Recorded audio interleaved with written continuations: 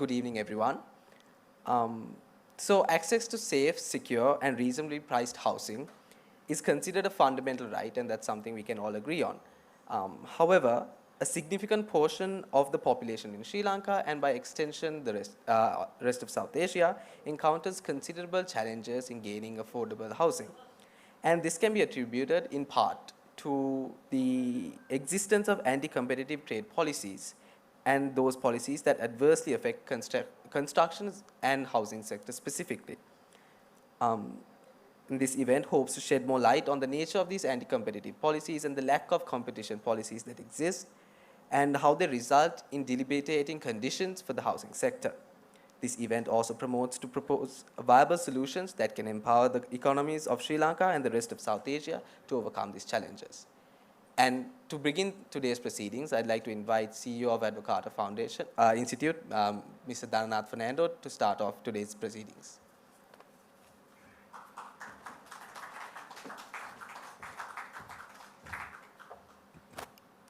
Good evening, everyone. About 6 years ago, when Advocata was initiated in 2016, I met with this incident that there was a lady who was about 80 years old who was collecting small bricks and little bit of gravel at the age of 80 at the road that I was passing by. So I asked her, what's the purpose of collecting small bricks and all that? And she said, my dream is to build a house. It's very expensive. I'm collecting these little things with the belief that I can build something in few years' time. And of course, it wasn't practical and realistic. When I saw it, she was very old. And that incident struck me very hard. And then, as a young professional, I started the career and I wanted to build a house. And then I went through pretty much the same process by realizing how expensive was construction in Sri Lanka. And then in 2018, there was this competition called Think Tank Shark Tank. And I pitched a case by getting the same example of this lady, how difficult it is, construction in Sri Lanka, and how expensive the housing is. And we won a grant of $10,000 by then to do a study on cost of construction. And things moved on, and this was a key area that we always wanted to explore, because I myself and many people who are seated here probably have gone through how expensive it is to build a bathroom, to tile the floor, to do the construction. And the journey is not yet over, and we will face it again and again. And when we looked at the numbers, even at the surface level, it looks really absurd. And then we embarked on this study, and that's why we are here as the beginning of a long journey on providing housing for all with the role of competition policy in construction, because we believe, especially for poor people, for the middle class, housing is a need, and we should make it affordable. And when you make it affordable, it has a ripple effect on the economy. And I'm sure I'm not the expert to say this. A study has been done, and there are experts, so they will shed more light on this. And when we explored more, we realized it's not a problem only in Sri Lanka. If you look at the region, the same problem exists in Bangladesh, in Pakistan, in India, in Nepal, everywhere. But with the resources we had to limit the study for few selected countries, and that's where we are to launch this report. And there's many more events and policy briefs coming up, making sure the cost of construction can be brought down. And if you bring the cost of construction brought down, if you can do that, I'm sure the banking sector, the entire economy will have a massive impact. And that was the same time I met one of the key developers in Sri Lanka, and he said if he can bring, by then this is all this economic crisis and everything completely, the prices readjusted. He said a 2-bedroom apartment in Vauxhall Street could have been sold for 16 million by then, which was, I thought, quite reasonable for a young professional by then. So that's how we embarked on this. So I welcome all of you, not for just for a launching ceremony of the role of competition policy in construction, but for a longer journey for making housing affordable for our fellow Sri Lankans. Like the lady I met who was collecting small pieces of bricks and gravel, who probably had a dream to have their own houses, but probably it may not have been realized within their lifetime, and we wanted to make it a reality. And that's why we are here. It's not just a report, it's a journey that we try to embark on and to making sure that the housing is affordable to everyone. I thank Dr. Roshan, Dr. Malati, Rehana, and the entire research team from Advocata, and Anu and Omar from India and Bangladesh, and Dr. Wilson from Pakistan for doing this thorough study with us. Thank you very much. I mean it very sincerely, because it's a worthy cause that we are fighting a longer battle. And I thank Templeton Charity Foundation for supporting us to do this report and to do it very independently. And thank you very much for all the guidance. There are a lot of experts, so I'm not going to waste my words and your time. And I welcome all of you for this event, but rather than the event, I welcome all of you for this journey, and I hope you will stay for making sure that Sri Lankans' cost of construction will be affordable, and we will all be able to realize the dreams of the middle class and the people of Sri Lanka, and they will have a better life and better standard of living. Thank you very much.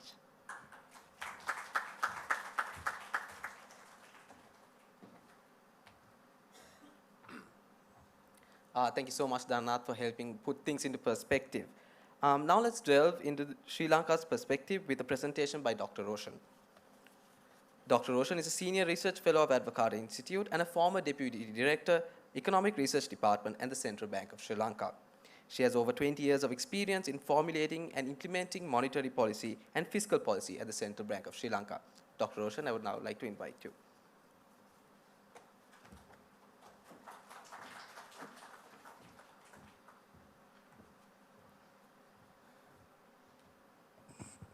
Thank you.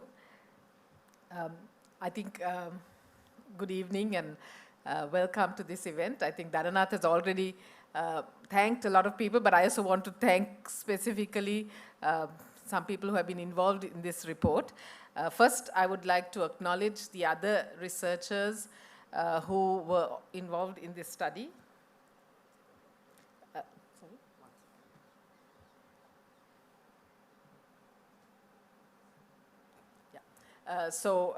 Malati Knight, who you'll be seeing a little later, who will be coming on the next panel.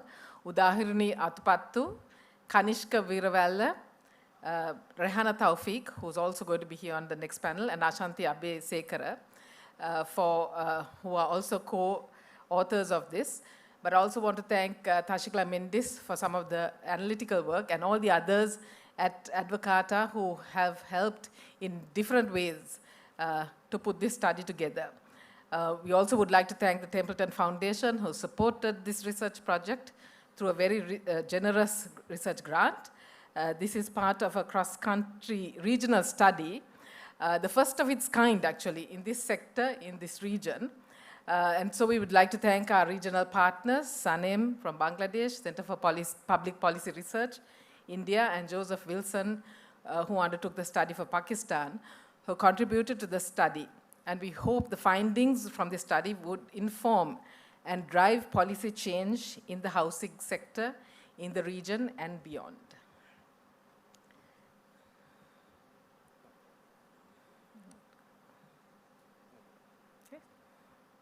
Okay, so to take you through the study, access to safe and secure and affordable housing is a basic human right. It is a pillar of one of the UN's 2030 SDG goals. But unfortunately, it's not one of the rights that are actually put out there or you hear a lot about. And that is, and I think Dhananath explained why we thought it was something important that we needed to look at.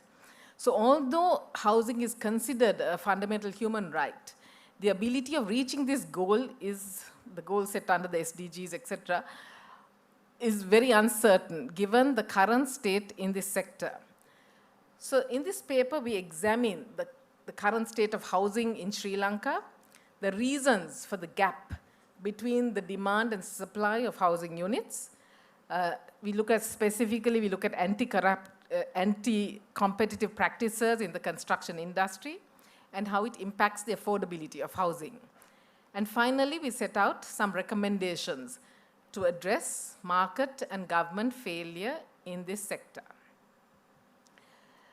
So just to give you a brief snapshot of what the findings from this report were, basically we found that there was a nexus between trade policy and anti-competitive practices in the construction industry. And these trade practices or these anti-competitive practices have affected consumers through higher prices of construction materials, lack of availability of construction inputs, and by limiting choice of consumers. The CAA agency for regulating competitive, and also what we found was that the CAA, which is the agency for regulating anti-competitive practices, suffers from a lack of independence and capacity in terms of taking action against these anti-competitive practices. And so we looked at, how can this agency be strengthened or what needs to strengthen this agency. And then we look at how we can actually phase out, the need to really phase out some of these restrictive trade practices and improve competition policy. So why is this an important issue to address? We already said that there is a housing shortage, and we did an analysis using the data, census data. There is a housing and population census for 2012. We estimated the gap for housing. Unfortunately, we don't have a more recent data, or we don't have more recent data, as the 2022 housing and population census is yet to be conducted. And based on our estimate, the housing gap in Sri Lanka has expanded by about over 200% between 2012 and 2022. And the highest gaps really are in the urban areas, in Colombo and Gampa, etc., which have the largest shortfall. But if you look at the housing stock that we're talking about from this census, we are actually not looking at the quality of housing. So there was another survey done by the NHDA in 2016, which actually captures the quality of housing. And if you incorporate that, the gap between the demand and supply is even greater. So that is the crux of the matter, really. So because of this housing shortage, if you look at in terms of an international comparison of housing, the price of housing in Colombo versus other major cities in the region, using this particular index that they use, it's a price to income ratio, which is basically a measure for apartment affordability. So it's apartments, look at apartments, where a lower ratio indicates better affordability, and it's typically calculated as a ratio of median apartment prices to median family disposable income, expressed as years of income. You can see that Colombo has one of the highest price to income ratios in the region. It's even higher than Beijing. But there are certain limitations in this because we are talking about affordable housing and this looks at apartments. So what we did was we actually did our own calculation of a housing affordability index, which takes into account lifetime earnings of households and the price of a standard house. And here we want to acknowledge the assistance of Professor Tilak Abesinghe, who very generously shared the methodology he has developed to do this with us. So based on this, this is kind of what we looked at. This is the Housing Affordability Index, where we look at the lifetime income of households for each birth cohort, and we look at a time series of prices, of housing prices. And here again, there were huge limitations because it's very difficult to find housing prices in Colombo, or in Sri Lanka actually, so the publicly available data. So we had to go with some bit outdated data in a sense from the NHDA and also from one of the from one of these companies that put out this data. So what this housing affordability index does actually, it implies that, okay, if your housing affordability index is 1, it means your lifetime earnings is sufficient to purchase a house. But of course, then there's no extra income to do anything else to maintain your living standards. So hence, this household affordability index has to be greater than 1. And the cutoff point that is used to calculate this takes into account, what banks really use to lend, or the rule of thumb that they use to lend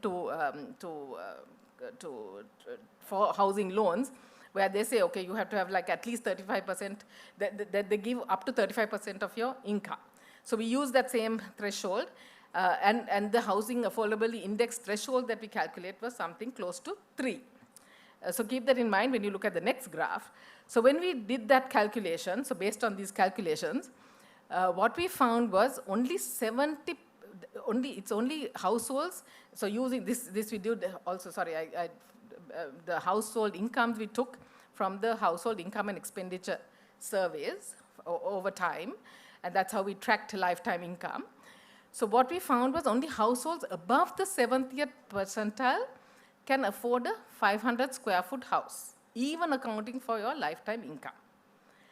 And if you were trying to build a 1,000 square foot house, only those households above the 75th percentile, income percentile, were able to afford a house, a 1,000 square foot house. So to understand why housing costs are so high in Sri Lanka, we look more closer at the key inputs into the construction industry. So when we look at that, we analyzed 3 major inputs really. We looked at cement, tile, and aluminum. We didn't look at steel. Steel is a big component, but we were told that it doesn't go into exactly affordable housing, but I just had a chat, and I was told that if it's a medium-rise buildings, actually this would be important, so maybe we can include that in our analysis. So in all 3 input markets, what we find is that domestic manufacturers account for a higher market share in the domestic market, but that this domestic manufacturing segment has a very oligopolistic nature. So there are either 2 or 3 or 4 players in the market. There are few large players, and they dominate the market. Another key feature is that sometimes between these domestic manufacturers, there are players that hold significant market share in other input markets. And these concentrated market shares become more concerning when we analyze this ownership structure. So we just looked at some of this ownership structure, and here what we find is, if you look at the different nodes, if you look at all the nodes in orange, you'll find they refer to all the local tile manufacturers. The ones in purple are the aluminum manufacturers, and the ones in maroon are the holding companies. And what we see here is a significant cross-ownership. Out of the 4 tile manufacturers, 1 holding company owns the largest 3. On top of that, this ownership structure has led to backward and forward integration in the value chain. So they own the mortar and grout companies and packaging companies. And in the aluminum sector, the 2 holding companies own the largest 2 companies operating in the market. So analyzing this ownership of these 2 holding companies, we see that a single entity or firm has a majority stake in these different industries. And this has led to certain anti-competitive practices. So what were our major findings really? So based on this market share and ownership structure, we find that there's little competition among domestic manufacturers. So any competition that can come has to come from imports. However, what we found when we analyzed trade data, we found that the trade policies have resulted in these firms actually being protected from imports through high tariffs and para-tariffs. For example, if we take an example of the tile industry, the effective protection rate, or the effective tariff rate, not the protection rate, effective tariff rate on tiles exceeds something like the 83%. And out of that, 50% of it comes from the cess. Because the domestic manufacturers only pay the VAT, Right? So at that, when we did the study, it was 8%. Now, of course, it has gone up to 15 and it go up at 18, but still at that time, it was only 8%. So you can see the huge disparities. Again, cement, in the area of cement, importers are levied a cess, but local producers are exempt. The other thing we found was there are these various ad hoc policy changes that have happened, particularly on the trade sector. One is the sweeping bans on imports. Of course, that was in response to the COVID pandemic. But it basically drove out importers almost overnight. And several changes to the, and there have been several changes to these banned products, which has, had created distortions in the market. The other one, of course, also there have been various industrial protection that has been given to these sectors.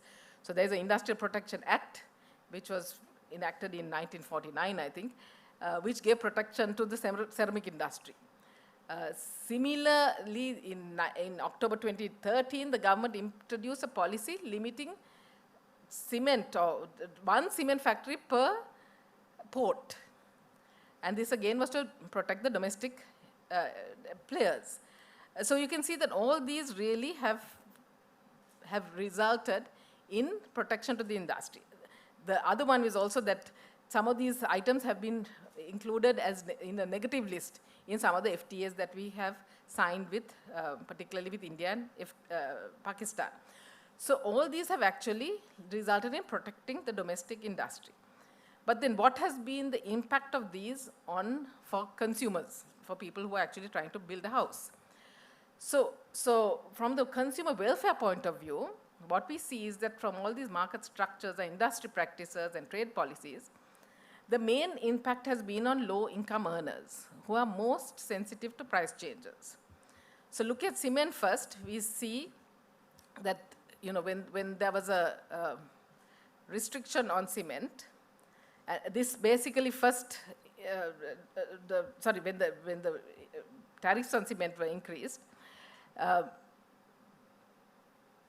because of the difference between the effective tariff rates between for clinker, which is for domestic manufacturing, versus for the import tariffs for importers, basically it completely wiped out the imports of bagged cement, which is what is imported. And the bagged cement that was wiped out is that of cement which is less than or equal to or less than 50 kg bags, which are the small bags, which is what is really used by households. So you can see this segment who purchase households only use this. So you can see what tariff rates or changes in tariff rates, how it impacted the price of cement. There was a sharp increase in cement prices of over 150% during that period. Secondly, if you look at tiles, we look at the tile market. So there's a huge wide range of in tiles because they're imported from countries like China, India, which are more affordable, of course, and the high end, which are Italy and Spain. So when you had this across the board import restrictions in April 2020, again, it practically wiped out imports overnight, leading to increases in prices of more than 100%. And also what it did was, because the domestic manufacturers, tile manufacturers, did not have the capacity to scale up so quickly, they were not able to meet this demand. So by restricting it, what happened was people had to really wait months, even years, to be able to, to be able to actually access these tiles. And so there was a high prices, lack of availability, and again, your choice was limited because you had to go with whatever was available in the domestic market. And thirdly, of course, we looked at the aluminum sector, and there again, because aluminum is a substitute, affordable substitute for timber, but it has always been, but the problem is because again, the pricing issue. There again, because of the effective tariff rates or the difference between the effective tariff rates on domestic, the raw materials are brought in for domestic manufacturing versus the imports of the finished good. Again, what you see is there's a huge difference in the there had been a huge increase in prices because quantities have fallen. Because as soon as the import tariffs were increased for the importers, you saw a massive reduction in imports, and also due to the import bans that were imposed. The volumes fell off, which increased prices.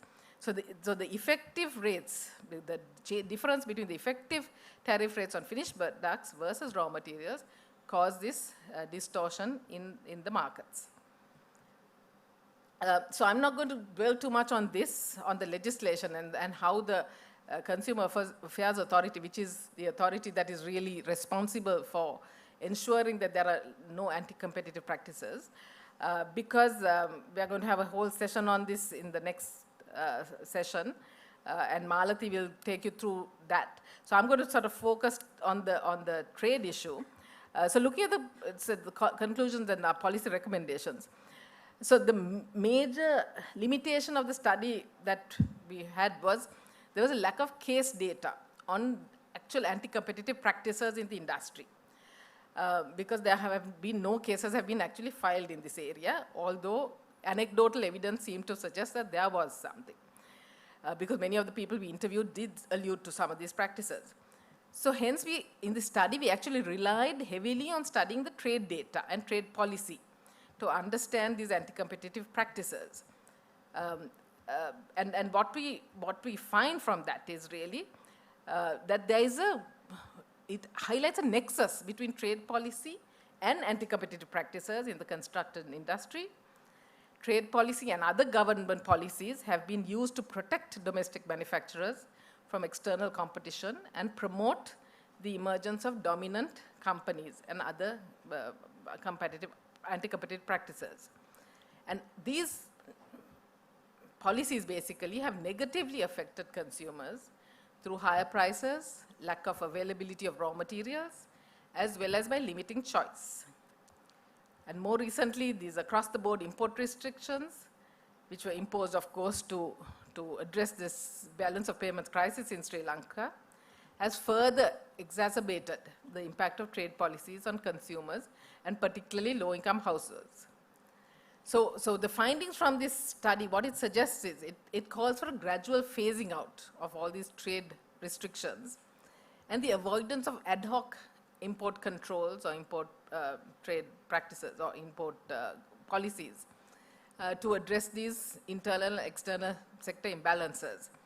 And also to greater trade openness that will prevent domestic manufacturers from abusing their market power by allowing new entrants into the market and increasing this contestability.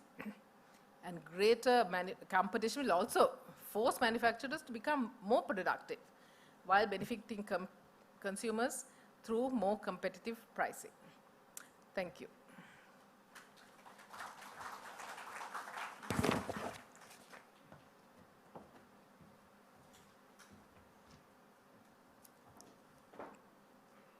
Thank you, Dr. Roshan, for sharing those interesting insights with us.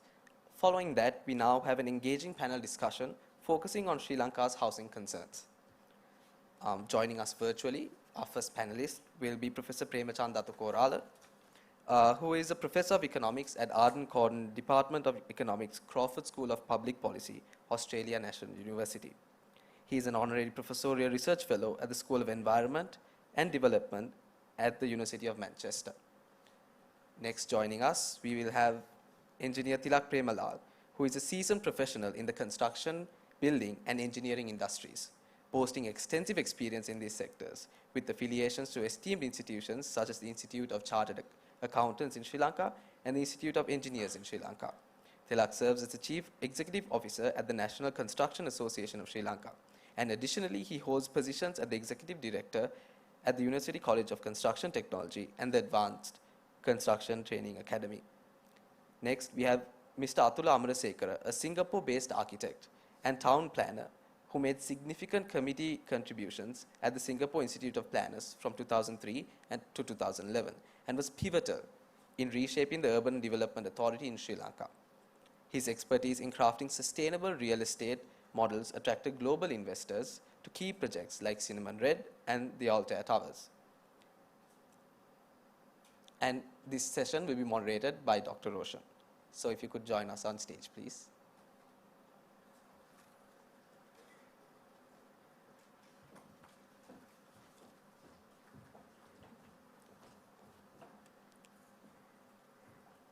And one more quick note for our audience. There'll be a QR code that will be displayed on screen where you can scan it and send in any question to our panel, and Dr. Roshan will be able to moderate those questions for you. Thank you, Akila. So to kick start, you've just listened to our presentation on this issue. So Mr. Tilak Premlal, I'll just put to you, what does this landscape for affordable housing look like in Sri Lanka right now? And how has government policy actually either helped or hindered in the provision of affordable housing? Yeah, thank you very much, Advocat, to invite us for this panel discussion. And it's a timely, very important topic in this country, this affordable housing in Sri Lanka. Actually, a lot of things we learned from your research study, and what our focus is to where the barriers taken place in this country to why we cannot go affordable housing in Sri Lanka. Actually, this current situation is concerned. Now the construction sector entirely fallen down in the country. There are many reasons due to the things from COVID, and there are economic crisis, thereafter economic crisis, and then now the currency situation, we are facing the foreign currency non-availability. There are many reasons. Due to those reasons, now the construction almost stopped in the country. Anyhow, now we want to take the steps to regenerate this situation, restart the construction, so that you are making this platform. It's important to redevelop this industry as well. So, as you said, this the landscape of this Sri Lankan affordable housing, you know, as you raised the question, what's the government policy? Actually, the answer is still no established well policy in the government to provide the affordable houses for our nation. That's the main thing. There are policies, but those policies are not tie up each other for the focusing the housing industry and the other construction industry as well. Now, we should think about the economical housing schemes, economical housing construction in Sri Lanka, to think that we should implement the existing policy frameworks towards the focus. Now, we have a good procurement policy, but we are not practicing in ground. When we go into practice it, there are many violations. The favor of some time, the favor of the government, and sometimes the favor of the construction people. Anyhow, these violations are going on heavily. That is the main impact. We cannot go with the policies, and also I saw this. Now we have a very good policy developed under SDG, Sustainable Development Goals, for the housing sector. But we cannot adhere with those SDG goals because we cannot talk only the housing sector. It should be fitting the entire setup of the country. There should be a national policy framework for entire physical plan. It's not only the housing. For example, our supply chain and the construction methodologies, and we should get the developers, and we should use the sufficient skills to develop the economical housing sector. So this, in my experience is, we should have a discussion to how gather all these factors to achieve the affordable housing in Sri Lanka. Thank you, Mr. Tilak. I'll move to you, Mr. Atula Amarasekara.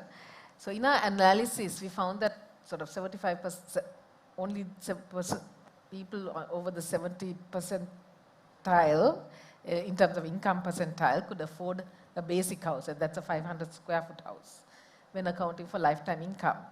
So in your opinion, why is the cost of housing in Sri Lanka so high compared to other cities in the region? Because I think you work in other cities as well. Why is our housing cost so high? Why are our housing costs so high? Dr. Roshan, let me thank Muttasa and the Advocat Institute for inviting me. Okay, but let's go back a bit backward. I remember 40 years ago sitting in that room, Dr. Susil Sirivadara saying, this industry has no role to play in the national housing empowerment. We were converting thatch roofs using local vernacular tiles. That was our first phase of affordable housing. We've now gone beyond that. Everybody basically has a leak-proof roof. Aspirations have increased. But you also must recognize that compared to the rest of Asia, we have the lowest urban-rural migration. That's a positive in our context. So in that context, we have a very little of these problems India, Bangladesh, Pakistan has. But with the provision of the basic housing requirement, then comes a little bit of urban migration. Then we encounter that 2009, we had the major floods. And the urban development of Colombo requires you to go up onto medium rise. Then comes the expansion of the post-war 2009 onwards. You see the city of Colombo developing and so on. In parallel, what you'll find is that the industry players, the same guys you mentioned, they were holding positions of power in the BOI. Then they put in all these instruments in play to create that monopolistic environment that existed. So let's look at three aspects of this housing cost. One is the construction cost. The other one is the interest rates. The third price is land costs. So we had no land supply in the city. So what has happened today, what was 5 million then, is today 18, 20, 25 people asking. So what did the affordable housing component do? They migrated towards Gampaha, Kottawa, even beyond. And so that what has happened is that the travel times have increased. So the overall national productivity has decreased because of this increased cost and the three factors coming together. But what's causing this? Compared to, in the meantime, we have seen China explode in production. We've seen Thailand going into major production, Vietnam, Jebel Ali, and so on. Instead, we went in the reverse direction. We protected and we did not see that expansion of industry happen. As you said in your presentation, this expansion gives you efficiency, economy, and cheaper costs. And that didn't happen with us. Then on the contrary, as you correctly said, the cement, in the name of pollution, we limited cement plant productions into one port. In fact, it's interesting that the Supreme Court upheld this in 2006. Whereas if this was High Court of Allahabad or the Chief Justice of Singapore, they would have said this is anti-competitive. But in our context, the Supreme Court upheld this act. So that gave them encouragement to go beyond and further. So then you have non-tariff but hidden barriers. You can't import tiles to this country without a test certificate from SLS. So it's not just CES. So there are ways the Navala Road guys go around it at customs. But if you're a legitimate importer, you have to go through the hassle of getting a SLS certificate through this. So the third factor is why it's high. We don't give land to our industrialists. So we don't have any production bases. Therefore, our production, even if you do it other than these particular players, There's no space. You better give up setting up your factory and then go and do something else. Then we don't have the issue of the land factor, which is the land supply. Rest of the world, we talk about the 45-minute city in the national context, which is 45 minutes to your city center and the 20 minutes to your neighborhood. We haven't put the infrastructure to put that in place. So overall, our picture is pretty much negative, that we see the dilution of opportunities in housing development gradually eroding in our context here. Yeah. So just to go back to the whole thing of the pricing. Why is, so other than,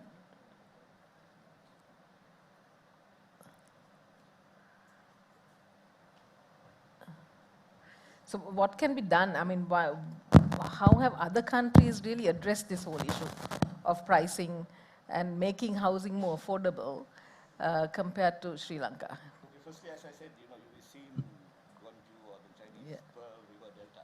I think you can maybe use your, yeah. Pearl River Delta exploding into production. You see in the entire belt of Thailand, in the Gulf of Siam, getting into production.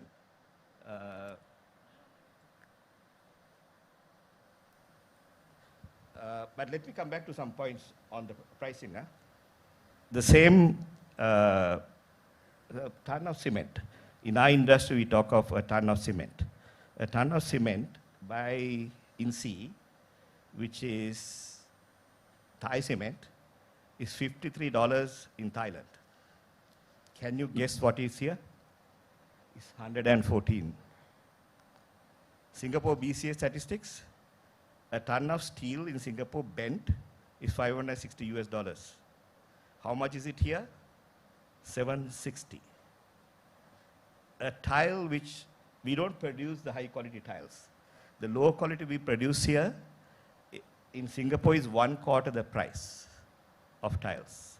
So that's the disadvantage the industry, whether you are in affordable housing, whether you are in middle class housing, whether you are building hotels, whether you are factories, that's the cost structure we have to face with. So, and unless you get through this, increase your land supply for industrialists. And then you get around the other factors, like in the construction industry, metal. We have the highest, ready-mix concrete price in Asia.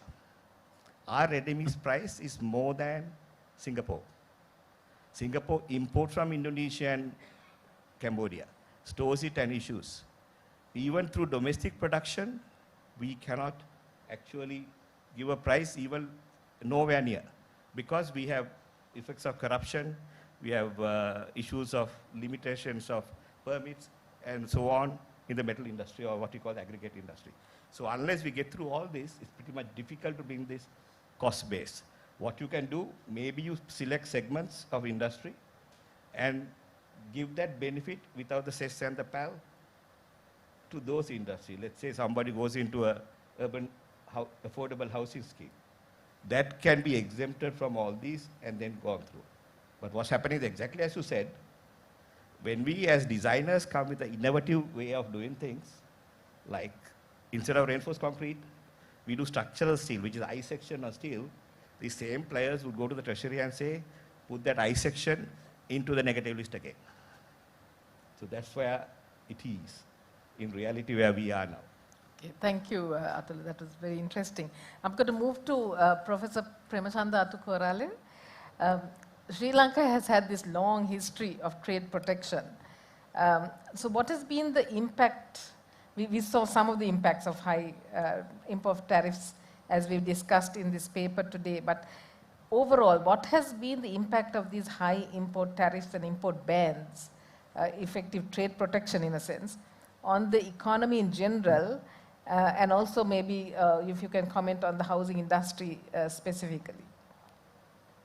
Yeah. Thank you very much, Roshan. Let me begin by thanking Advocat for undertaking this innovative study and inviting me to participate in this discussion. Roshan, the question you asked, fully answer it would take a long time, but I will take about 5 to 7 minutes to respond to you. I would like to start with a caveat or a qualification. Trade policy or trade protection or trade liberalization is only one instrument in the policy package of an open economy like Sri Lanka. Therefore, we cannot discuss its impact on housing affordability or generally about the economy without talking about the other related policy components.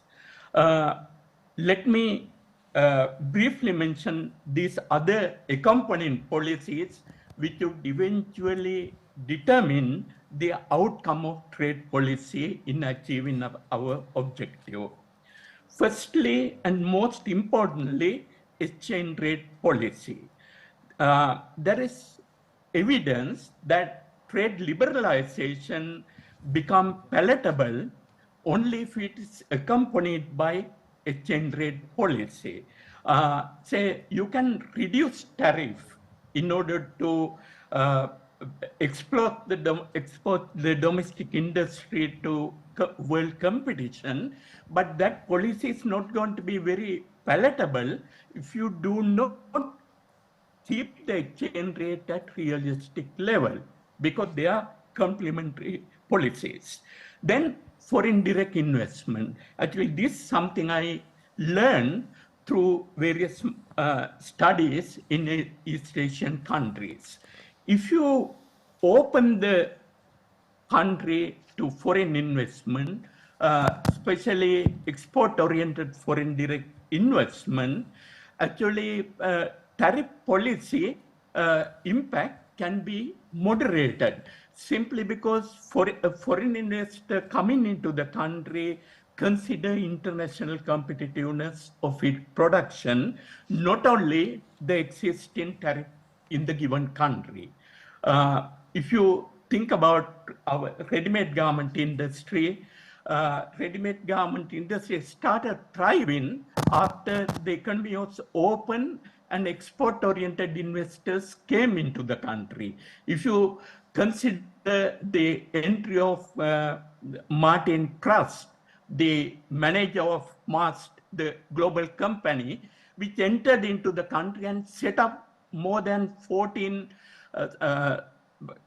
companies with Brandex and Mars Group, right? After doing that, actually the industry become internationally competitive.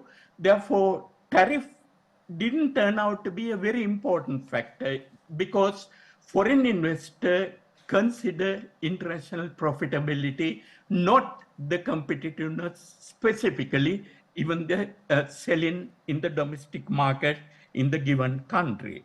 Then you have accompanying policies to support export-oriented industries compared to import competing industries.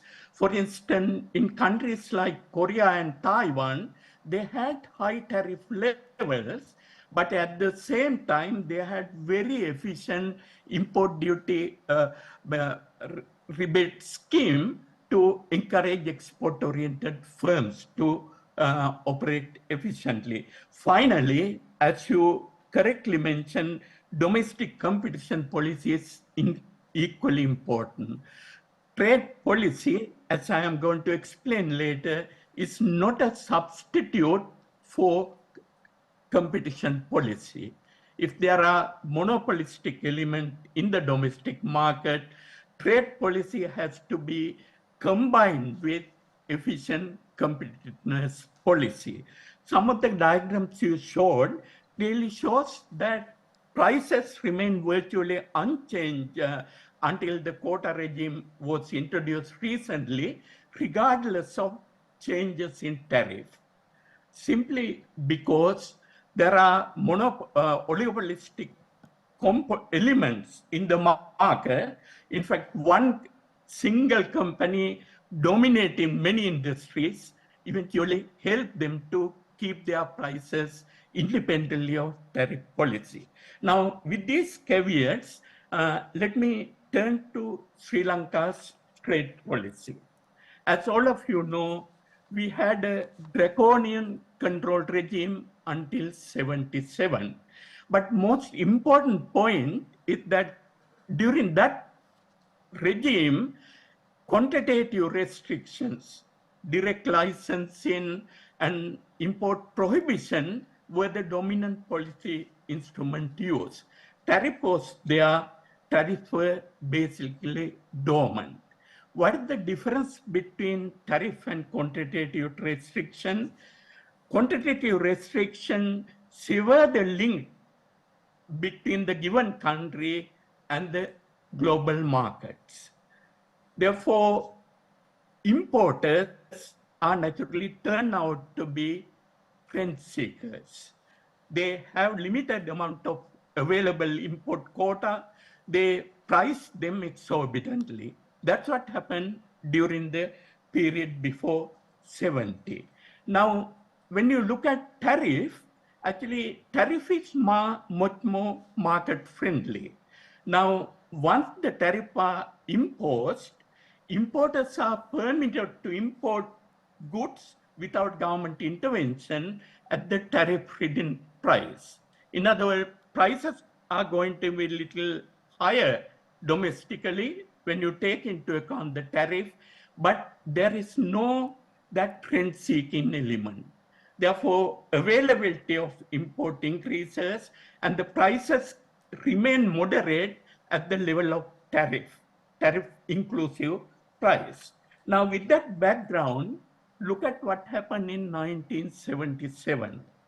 Many people think that in 1977, country was unnecessarily exposed to world competition, which is a real interpretation. What happened in 1977 was shifting from quantitative restrictions to tariff. We have done a detailed study for the World Bank during that period. Actually, the initial tariff levels in 1977 ranged from 0 to 225. Right? There were 7 tariff bands, different tariff levels, starting with lower tariff for intermediate import, higher tariff for final good. Then we estimated effective rate of protection. That is a better indicator of protection. It takes into account end product tariff and intermediate product input tariff faced by a firm. Actually, one can increase production not only by increasing end product tariff, but also reducing intermediate good tariff used by a firm. Therefore, to get a realistic picture, we need to combine the two. The indicator which does that job is called effective rate of protection. We calculated the effective rate of protection in 1979, it was 137. In other words, domestic import competing production was 130 times more profitable than world market price level production. But see the difference. Quantitative restrictions were removed, but tariff remained intact, but still the policy regime became very popular simply because at the high tariff levels, import started coming into the country. The import starved economy, which remained starved of import for 2 decades, became very receptive to the reform process, and the reform process turned out to be very popular. And remember, the effective rate of protection did not start declining until the early 19th century because tariff level remained very high and very cascading. And then restructuring the tariff structure, reducing tariff and moderating tariff level started only in early 90s under Premadasa regime. But quantitative restriction reduction had made the electorate very happy about the reform. In 1994, United Front government came into power by promising to keep the open trade regime continued in the country. Even JVP, which criticized liberalization reform, was a partner of that coalition, which won in 1994. In other words, shifting from quantitative restrictions to tariff, liberalizing import in that way came to be a bipartisan policy in the country. And then the reform continued during the period until about 2005. According to my calculation, even the effective rate of protection had declined. And during that period, the scarcity of intermediate input used in housing industry was not a major problem. If you look at what happened during that period, house construction increased in this country during that period. Tariff remained at moderate level and gradually declined, but quantitative restrictions which created rent seekers in the country in input trade virtually disappeared during that period. Then what happened was from about 2005, there was significant policy backsliding from the liberalization reform. Partly because of the civil war, government wanted to turn to increase revenue from increase in tariff, but there were ideological reasons as well, which I'm not going to talk about. And particularly after 2009, after the civil conflict ended, this policy reversal continued to happen in the country. Since we were a member of the WTO, we were not permitted to increase tariff. Then we introduced tariff in disguised names, cess or para tariff, because they are, by nomenclature, they are different from tariff. But protection increased because of adding these various tariffs into the system. Then the prices started again increasing. We can look at historical data and see actually what happened. Now, then the effective rate of protection had declined from that $100 level to about 35 by 2000. But again, it increased to about 47 under the Rajapaksa regime and the subsequent period during the period after the ending of the ethnic conflict. Then came the COVID. When COVID came, government wanted to find a quick way of addressing the terms of trade, balance of payment shock. They turned to quantitative restrictions. Now, your figures clearly show what happened. Now, in the three industries you covered in that study, prices increased from about 90 to 150% in some cases during that period. Again, think about the point I made earlier, the difference between tariff and quantitative restrictions. Once quantitative restrictions are imposed, the domestic market is severed from the world market, then it creates rent seekers. But on top of that, what happened in Sri Lanka was we did not have an effective mechanism to implement competition law. Actually, the particular institute, what you call ACC or the Consumer Protection Authority, they remained silent. And then the prices skyrocketed, and it was backed by the monopolistic and oligopolistic elements in the market. As you correctly said, in volatile market, closer to 80% is controlled by single person. And he was very happy why COVID came. When the quantitative restrictions were imposed, he exploited the possibility and he became a huge rent seeker in the country at the cost of the house builders and other consumers. There is one point you may want to explore in this study. According to the tentative data I have seen, domestic cost structure did not change much to justify 120 or 150 increase in prices of volatile or cement or aluminum during that period. Definitely, there had been price manipulations more than what is warranted by the actual scarcity situation. I mean, this should be the focus of competitive policy. Now, this point clearly supports the point that trade policy per se is not going to help. Even when the tariffs are low, sometimes the importers, the monopolistic producers in the country can manipulate prices. At the same time, quantitative restriction is a draconian policy tool.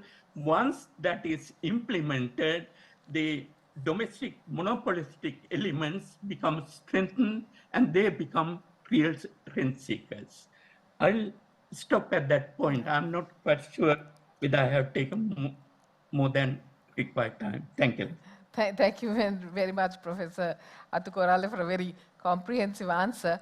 And just to your point on the fact that domestic prices did not change or the cost structures did not change, I just was sent a table looking at the profitability of some of these companies, and they've actually gone up like 3 times during that period over COVID. So we can see that actually, though the cost structures didn't change, their profitability did increase during that time. Moving on to you, Mr. Tilak. We talked about mostly on the trade practices and how they have resulted in anti-competitive practices due to trade policy. But I think you deal a lot with government-funded projects, housing projects, etc. What are the other type of anti-competitive practices you've seen in the industry, and how has that affected on affordability of housing? Well, actually this, our main barrier is our developments still continue with the traditional developments, for example, roads, house, everything. That's also mainly effect for the competitive prices, for example. Still we are using roads. We have not developed the villages. We have not developed the communities. Still, the traditional communities, we are supposed to develop the communities, but we are not starting the community developments. For example, in Singapore, we know Singapore, they identify the areas where the community should develop, and they develop with all the facilities. And now, what our system is, Sri Lanka system is, if any government wants to give some houses, they are just going and select some existing village and develop few houses and distribute it. It's not the way. If we develop the village or community area, we can develop the economical way. For example, we have we should develop the system. It's a utility system, drainage system, and the energy system. Everything should develop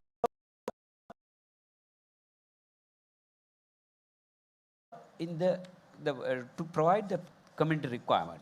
But we have no that kind of development. We are supporting only the existing, even roads, even buildings, everything.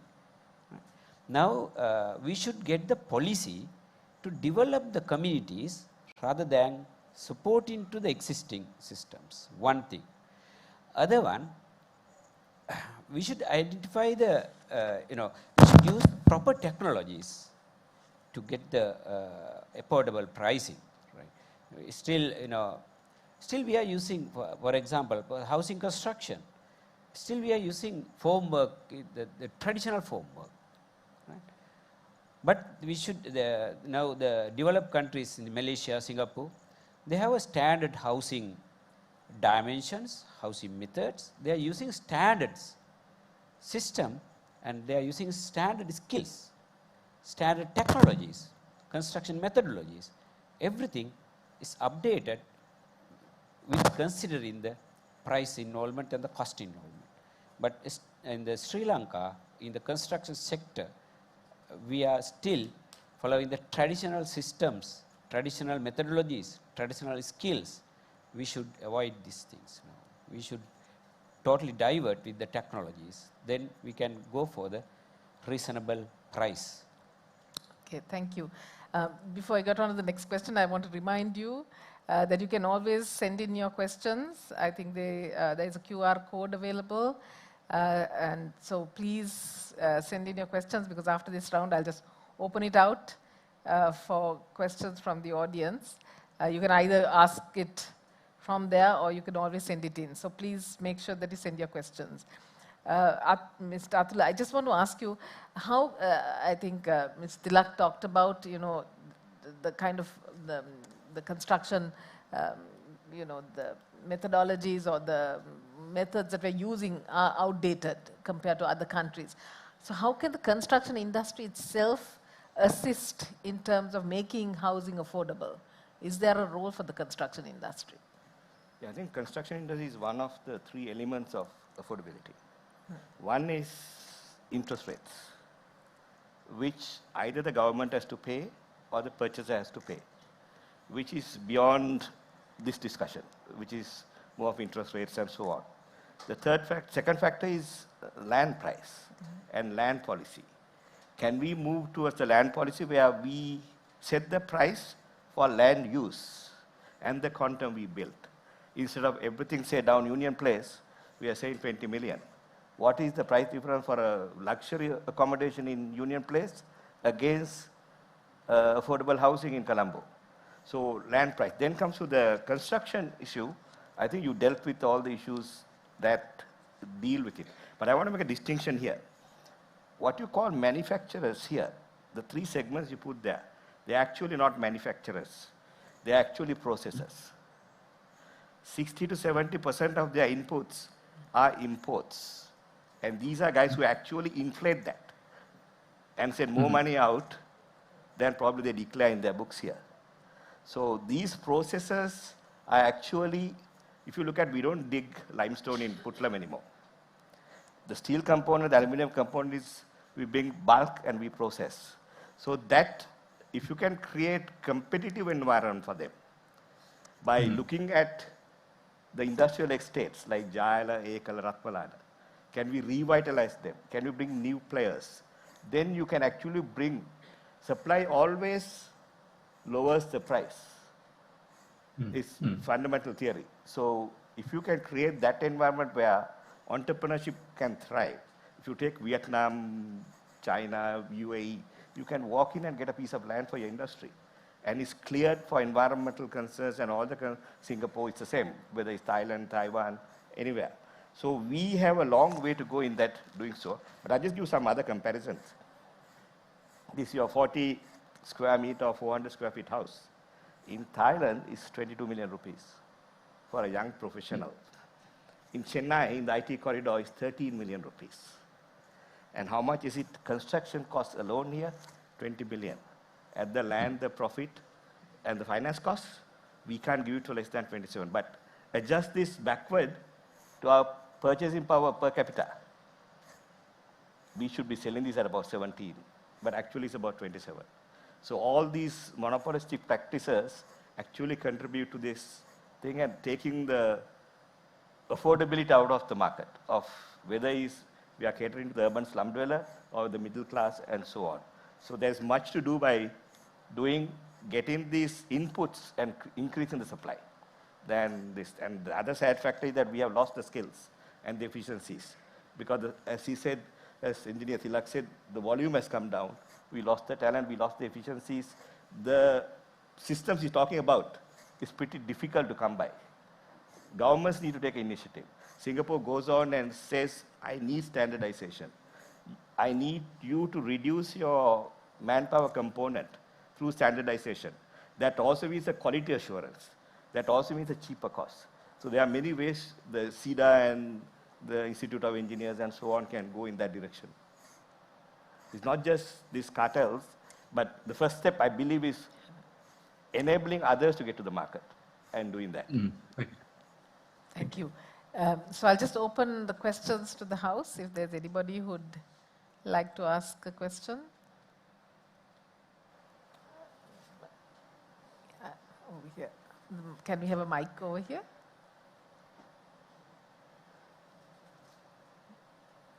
Could we have a mic over here, please?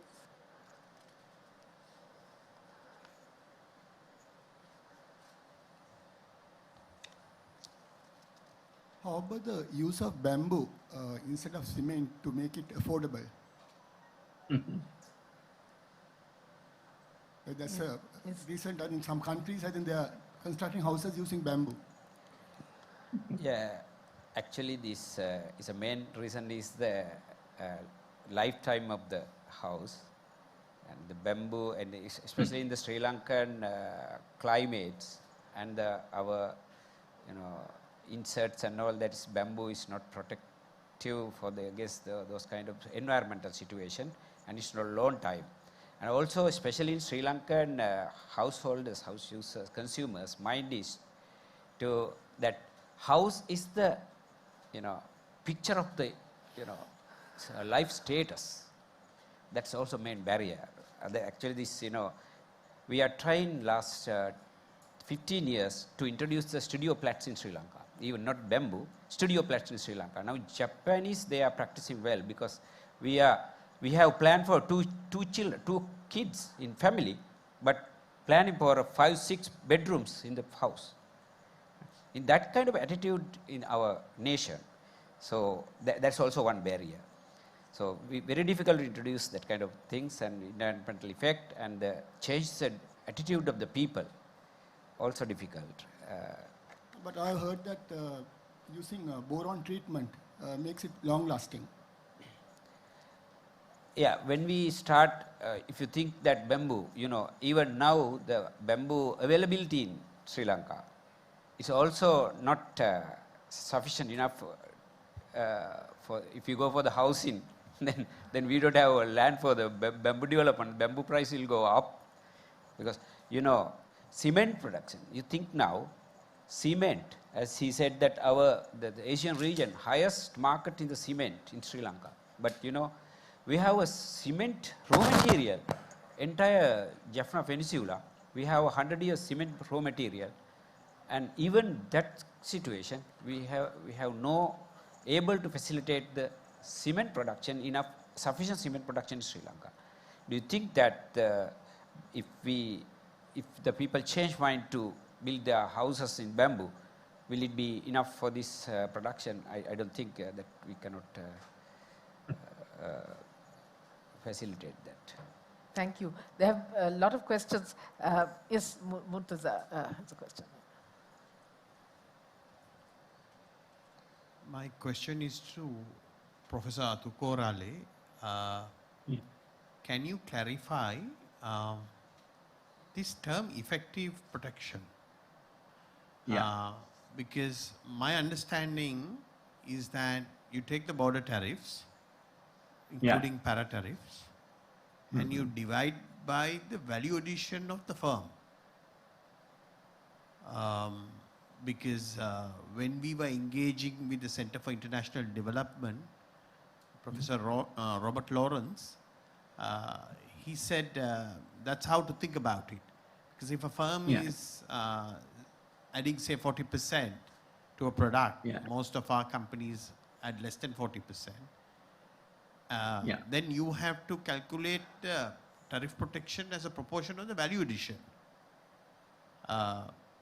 My analysis is that Actually, the effective tariff protection is 200%. Can you weigh in on that? Yeah. Now, can you hear me? Yes, Yes, sir. Professor. Now, actually, effective rate of protection is a well-known invention of an Australian economist, Professor Max Gordon, who passed away 2 weeks ago. Now, basic concept, actually always when you measure the impact of protection, you need to measure it on the basis of value added, right? Because the value added is basically the percentage contributed by a firm to the national economy. Then value add, effective rate of protection verbal definition is basically to what extent the tariff impacted value added in a given country is higher than when the value added is calculated as the world market price, right? The world market price calculation is the base of the value added. Then the value added we need to calculate in terms of the tariff ridden price.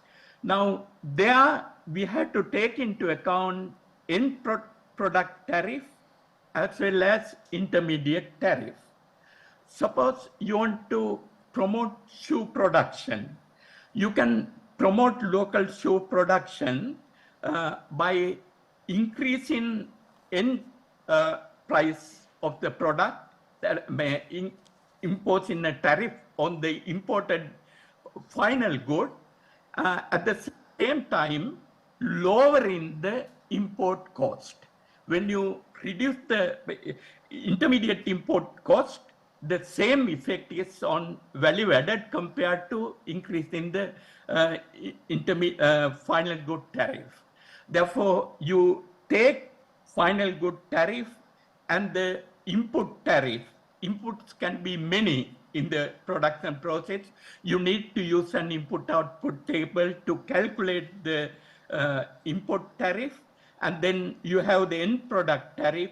You combine it with the value added in order to calculate the effective rate of protection. This is the, when you do that, the effective rate of protection can be more than 100, right?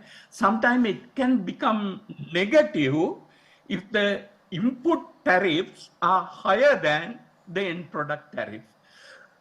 There are some cases even in Sri Lanka, effective protection can be negative. Whatever the reason, the basic technique behind it, the basic idea is that simply by focusing on end product tariff, you can't understand the actual protection enjoyed by a firm. To take an example, consider the volatile production. As Roshan said, volatile total tax is 83%. I'm not going to take entire 83% because value-added tax is applicable not only to imports but also domestic produce goods. Therefore, nominal rate of protection on volatile is 83 minus 8% value-added tax, which is about 75. Now, think about input tariff. Input tariff is virtually zero for intermediate goods. Then think about value added in this industry. As the previous speaker said, they are importing huge amount of intermediate good. Therefore, the value added ratio can be about 20 or 25%. Then if you use that and combine everything, I think for volatile protection can be more than 150%. Thank you, Professor. I have a follow-up question. I mean, you clarified this is... Now, there is an argument that by protecting these industries, we are saving foreign exchange. That is the narrative that is put across. Now, Yeah. now we have taken this as an example, but it applies to many other industries. Yeah. But Yeah. production of tiles is a very heat-intensive industry, and we Yeah. don't have a cheap source of heat energy. So, for example, Yeah. we use LPG instead of natural gas. On a calorific basis, natural gas will probably be 50% of the price. Yeah. So when you consider the direct and indirect imports that Yeah. result from protectionism, I Yeah. have always thought that actually it is costing the country more in terms Yeah. of the import burden than directly Yeah. importing the item. Can you Yeah. weigh in on this, please? Yeah, actually, this is a very important point. When I read the report, I thought that why you did not calculate the net foreign exchange saving of these industries, right? As you correctly said, when you consider the input cost and the benefit they get from tariff and everything, and more importantly, employment. Now, these industries, unlike ready-made garment, is not very labor intensive, right? Highly capital intensive and energy intensive. When you take all these things, net foreign exchange addition to the country can be even negative. Actually, this reminded me an important study done by one Dr. Vanigatunga. He was at the Central Bank Research Department long while ago about our tire industry and steel industry during the controlled regime. These papers are available in Sri Lanka Central Bank staff studies. In both industries, according to his calculation at that time, even though the government was telling that these industries held balance of payment issue, but they were net foreign exchange drains on the country at that time. I think that methodology can be used for tile industries, perhaps not cement, aluminium. You can prove that the net foreign exchange earnings is negative. I saw in the newspapers recently, in order to promote cement industry, again the government introduced some duties recently, cesses, right? 5 rupees per kilo. This is ridiculous policy. Think about the massive exchange rate depreciation in Sri Lanka during this period. These industries might be benefiting hugely from that massive exchange rate depreciation. In that context, giving another tariff concession is a wrong policy. I think we need to look at all these factors and extend this analysis to calculate net foreign exchange earning as well as employment generation. If you take all these things, we can make a strong case for doing something about the manipulation they are doing in the price structure of the country. Thank you. Thank you. Thank you very much. I'm just going to go to some of the Slido questions. We've got a lot of questions. Just to tell you that there are some questions on how can we address these monopolistic practices in the construction industry. I'm going to hold off on these because that's going to be the next panel will, I think, discuss these more in detail. So I'll hold off on those questions. But there are some other questions that I'd like to ask from the Slido, what we have received here. So Mr. Tilak, there's been a question here saying, has the government's direct involvement in the construction industry, and I would say not only just housing, led to issue with affordable housing because of, in terms of access to materials, particularly construction materials? Has there been a sort of a conflict in that sense? Because it has sent up the price of construction material and even labor costs. Could you comment on that? Yes, actually yes.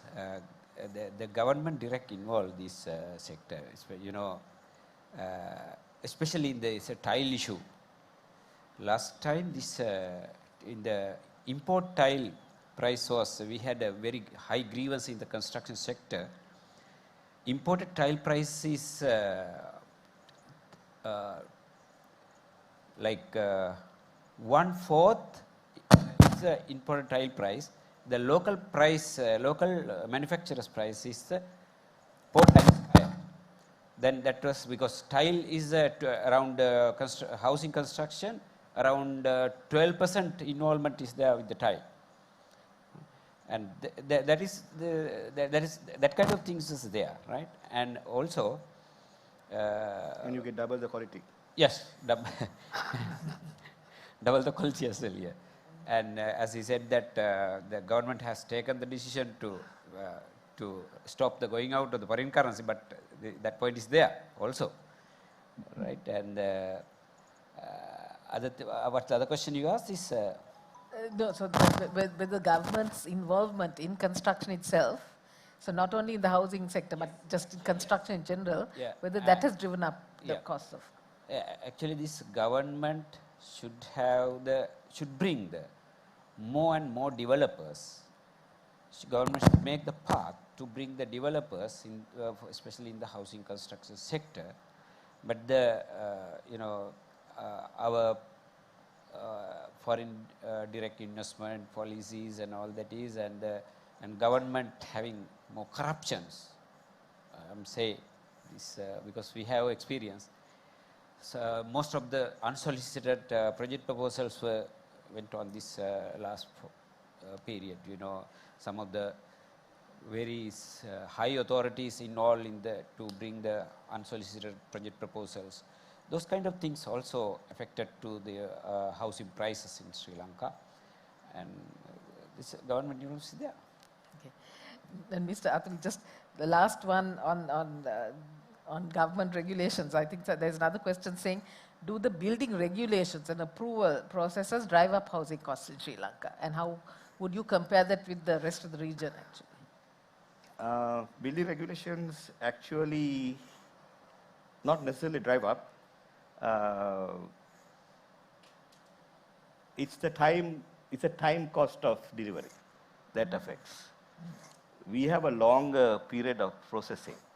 In that time frame, the cost can go up. Otherwise, our regulations are pretty much the norm elsewhere in the world. But there are some of the regulations, yes, but not per se, other than we have a very long drawn process of approval. That draws this thing. But the government issue is something else. Is your consumer authority is the adequate medium to cut this? Or do we need a particular antitrust agency to cut this? The antitrust agency can mean Sri Lankan Airlines blocking budget airlines coming, or tile industry, cement industry, and so on. Because the perception of the consumer authority is bread prices and consumer matters. This is a far more deeper, which involves series of lawyers and legal studies and international studies that the government can do. Then the other thing on the government regulations is the BOI. Should we actually break this animal into 3? The biggest handicap today in production, I can declare openly, is the BOI. We work with large manufacturers in other sectors. They have departments to deal with BOI. What does the SME guy do? He runs away. So BOI, should it be broken into promotion, to answer that part of the question, run the industrial park separately? And this engineering department, which is actually running together with these industries, is a big question that you have to address. Okay, we've just got a few more minutes left, and I'm going to give you each sort of maybe 1 to 2 minutes to wrap up. Sorry, there's one more question. Okay, I'll just take that last question then.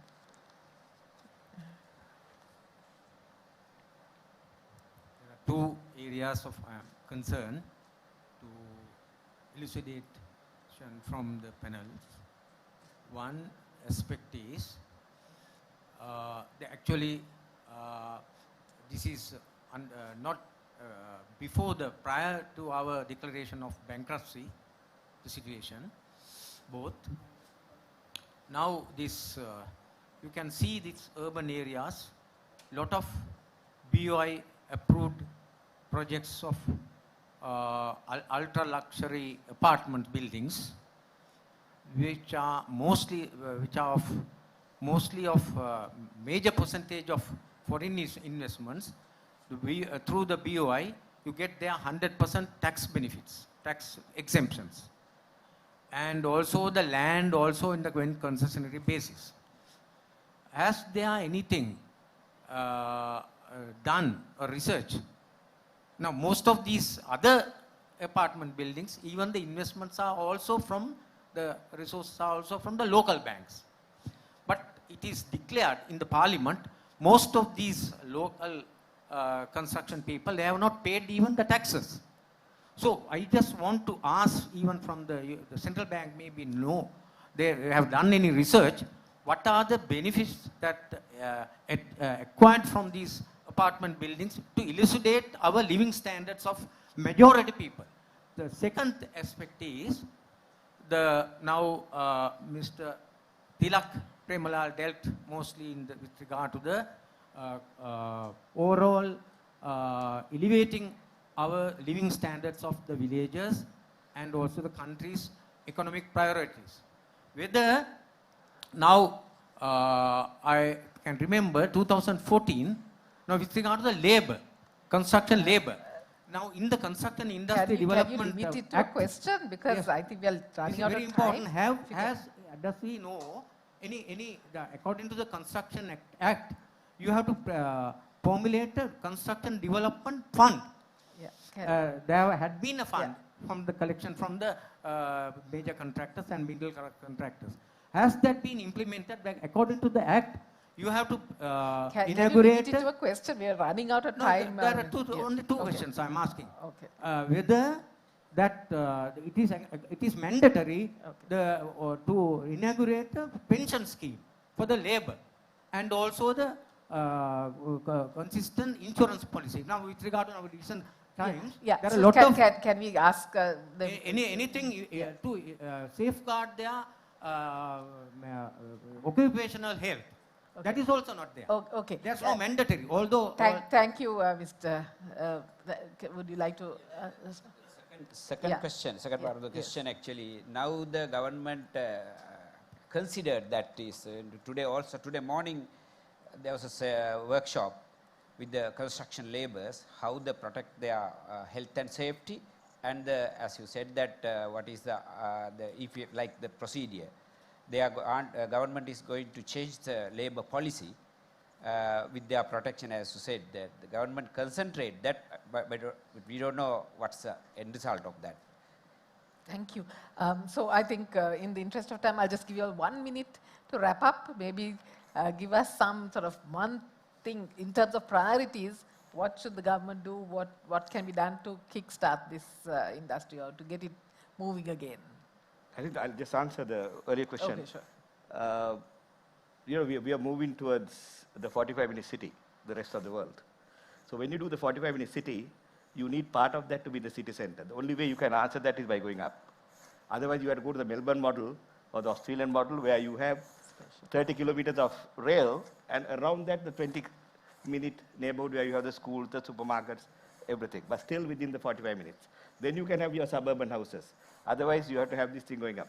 But I think Advocat has raised a pertinent thing. This is not just valid for this industry. How do you develop tourism in this country? How do you develop offices, IT parks, whatever, outside the port city? This cost needs to be brought down. And it can only be brought down through effective means of antitrust. What the word is antitrust policy. The Australian word is anti-competitive policy. Australia, it goes beyond. Like we have cases of Emirates withdrawing from Brisbane to Singapore sector being stopped by the Australian government from doing Brisbane to Dubai to ensure that there's adequate consumer competition for a guy going from Brisbane to Singapore. So that's the level of study that other countries undertake to do that. Whereas for the lack of the antitrust legislation and a body, we are actually stuck in this plight where a few people can actually exploit the whole industry and bring down the country in that sense. Okay. Thank you. And I think, would you like to anything to add? Or? Actually, this Sri Lanka need to establish the housing cooperative establishment under the government and there should be a, that body should have a control of this, all the prices and the other, what will it, like cooperative shop should be, and the manufacturing processes related to the housing industry should be adhere with the new technologies to improve there, and the labor component of the housing construction, especially most of the places unskilled labor using. Therefore, the labor component is go rise more than our thumb rules, and to be reduced, and to be used the proper skilled labors, technologies, and there should be a cooperative establishment under the government to control the market prices, and should be stop the corruptions and litigation systems, especially in the construction sector. Construction law is a very weak in Sri Lanka. It should be strong because you know the Singapore, if there is any engineer made any blunder design, should go 10 years, 20 years jail. But Sri Lanka, no such rules and regulations should be established. Same like criminal engineering to be practiced also, and same like that. Then, so I just add to that. In the United States, if you follow the 1930s mafia rules, these are called racketeering, which was a federal offense. So that's where we actually are when you study deeply into the trade practices here. Donald Trump has been tried on that for racketeering. Professor Premachandra Athukorale, any last word from you? Roshan, I'll take this minute to explain something you had listed in the points you had sent me to prepare, that is nexus between trade policy and competition policy. Now, conventional view of trade economies is that trade policy can be a substitute for competition policy, simply because when you open the industry to trade, import competition put a check on the ability of domestic producers not to exploit domestic consumers. And they assume that this theory is valid even when there are monopolistic element in the market. But recent studies, there are many studies on the topic you suggested here, nexus between trade policy and competition policy. Trade policy is not going to be effective unless you have strong institutional mechanism to implement competition policy. I think what happened in Sri Lanka under the recent quantitative restriction regime clearly support that view. Therefore, instead of trying to rely solely on the trade policy, we need to strengthen the competitive policy or antitrust legislation in the country. How to do it under the current political system is a different question, but it is needed in order to make the price setting of intermediate good used in the building industry more competitive and realistic. That is the story in Singapore, Thailand, or in any other country. Thank you. Australia. Thank you very much. I think that's a really good note to end on, because our next panel will deal much more on that. As I said, this was more on the trade issues, but we're going to deal on this whole thing of the anti-competitive environment, of how do we strengthen our competition policies. I'm sorry that we were not able to take many of your questions, but I think some of these questions were answered in the panel discussion. I'd like to thank all the panelists. Thank you very much for your contribution, and I think it was a very engaging session. Thank you.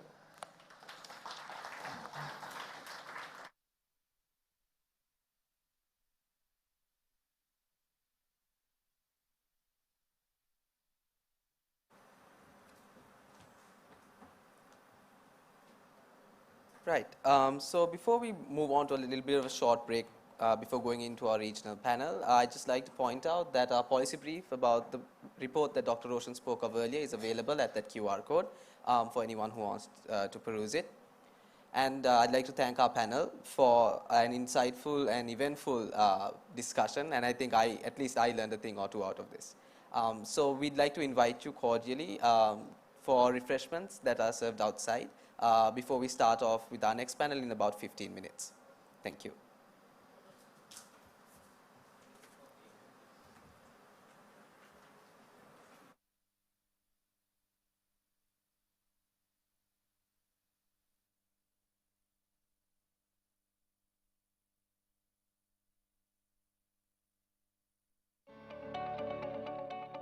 As Albert Einstein once said, in the midst of every crisis lies great opportunity. With its economy grinding to a halt, Sri Lanka, the pearl of the Indian Ocean, is facing its biggest economic challenge since independence. In this background, the Advocat Institute is committed to reviving Sri Lanka's economy through market-based policy ideas. Amidst the ongoing economic crisis, Advocat has been continuing its efforts in pushing for economic reforms and has been recognized both nationally and globally for its efforts made through thought leadership and advocacy for free market reforms.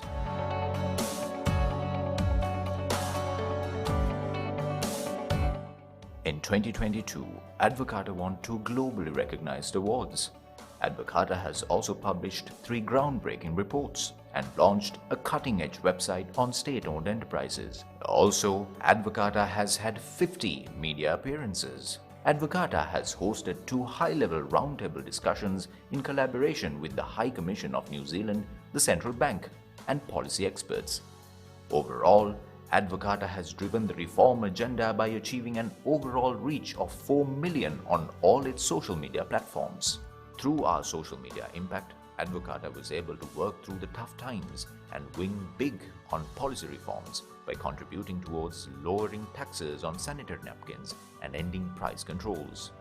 While participating in public discussions as an independent, non-partisan think tank, Advocata has engaged with all political parties by providing policy briefs and information on Sri Lanka's economic analysis.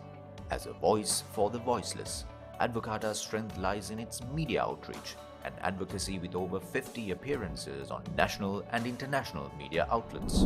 So as a citizen, I'd like to ask this question. It is 13 years since the end of the conflict. Do we need such a large military? The Sri Lankan army is bigger than the British army. And the UK is over 3.5 times the size of population. It's a global power. Throughout the years, Advocata's work was given recognition through renowned economists, experts, and policymakers like Professor Montek Singh Ahluwalia, Professor Mick Moore, Dr. S. Narayan, and Professor Ricardo Hausman. Advocata is really a remarkable organization. It's a privilege to have an organization like Advocata that really organizes things world class and calls the country to a really, really important debate. Advocata continues to work towards an inclusive society where everyone can succeed through equal opportunity. Earlier this year, Advocata hosted the Freedom for Her conference to generate the necessary labor reforms to create opportunities for women to enter and remain in the workforce.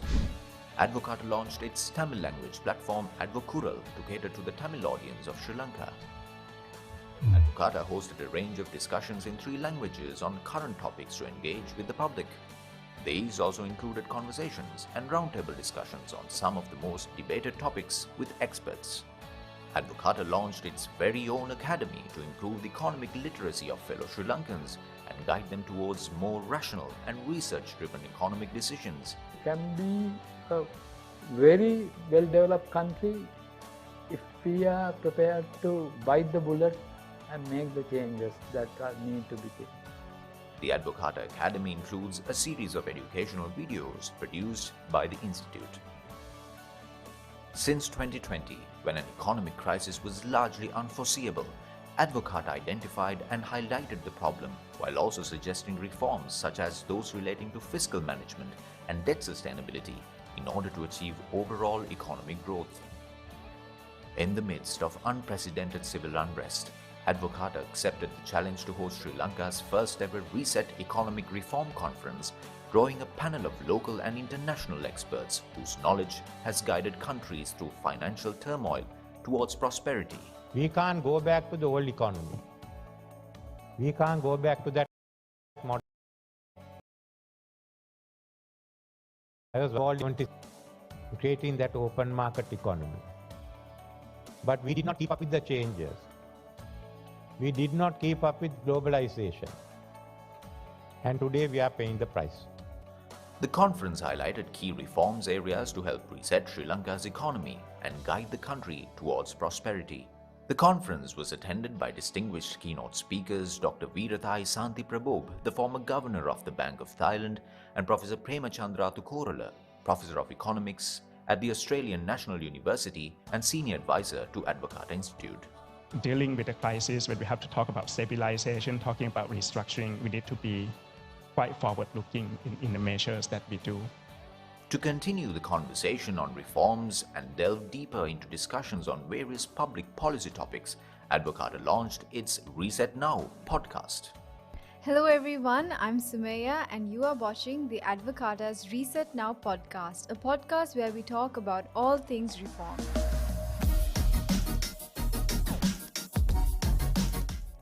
The think tank stands where it does because of the team behind it. We thank the team members, past and present, for all their hard work and contributions in bringing Advocata to the place it is today. It is through the assistance and encouragement received that Advocata ends the year by marking two major milestones. Advocata was awarded the Asia Liberty Award, surpassing more than 47 think tanks regionally. Advocata was recognized for its impact as a leading voice in Sri Lanka, promoting free market reforms as a means of alleviating the country's current economic crisis. And the award goes to Advocata Institute from Sri Lanka. Advocata was also awarded the most prestigious Templeton Freedom Award, completing alongside 540 think tanks from over 100 countries internationally.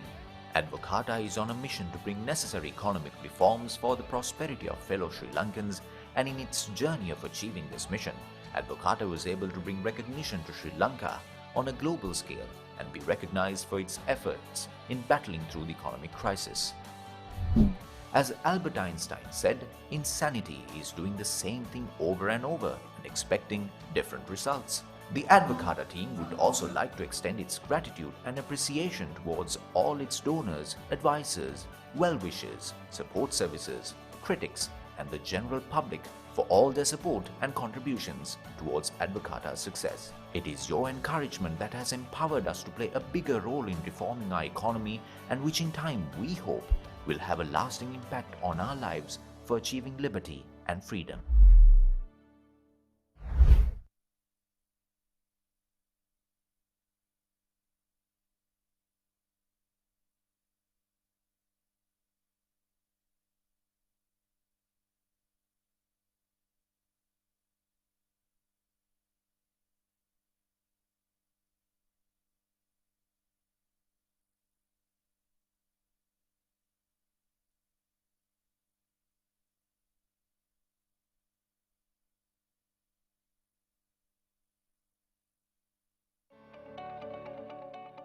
As Albert Einstein once said, in the midst of every crisis lies great opportunity. With its economy grinding to a halt, Sri Lanka, the pearl of the Indian Ocean, is facing its biggest economic challenge since independence. In this background, the Advocata Institute is committed to reviving Sri Lanka's economy through market-based policy ideas. Amidst the ongoing economic crisis, Advocata has been continuing its efforts in pushing for economic reforms and has been recognized both nationally and globally for its efforts made through thought leadership and advocacy for free market reforms.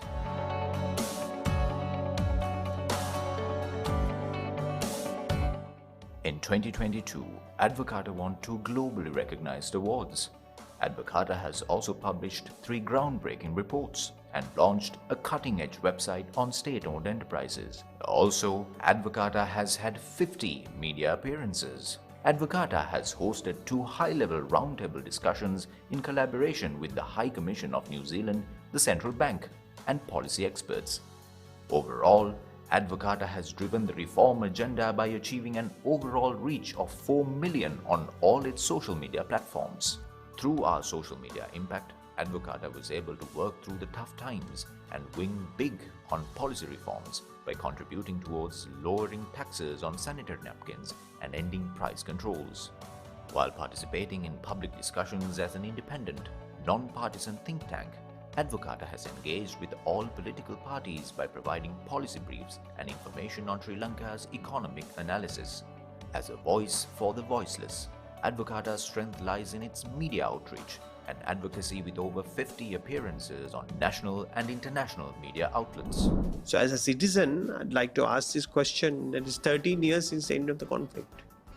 Do we need such a large military? The Sri Lankan army is bigger than the British army. And the UK is over 3.5 times the size of population. It's a global power. Throughout the years, Advocata's work was given recognition through renowned economists, experts, and policymakers like Professor Montek Singh Ahluwalia, Professor Mick Moore, Dr. S. Narayan, and Professor Ricardo Hausman. Advocata is really a remarkable organization. It's a privilege to have an organization like Advocata that really organizes things world class and calls the country to a really important debate. Advocata continues to work towards an inclusive society where everyone can succeed through equal opportunity. Earlier this year, Advocata hosted the Freedom for Her conference to generate the necessary labor reforms to create opportunities for women to enter and remain in the workforce. Advocata launched its Tamil language platform Advokural to cater to the Tamil audience of Sri Lanka. Advocata hosted a range of discussions in 3 languages on current topics to engage with the public. These also included conversations and roundtable discussions on some of the most debated topics with experts. Advocata launched its very own academy to improve the economic literacy of fellow Sri Lankans and guide them towards more rational and research-driven economic decisions. It can be a very well-developed country if we are prepared to bite the bullet and make the changes that need to be taken. The Advocata Academy includes a series of educational videos produced by the Institute. Since 2020, when an economic crisis was largely unforeseeable, Advocata identified and highlighted the problem while also suggesting reforms such as those relating to fiscal management and debt sustainability in order to achieve overall economic growth.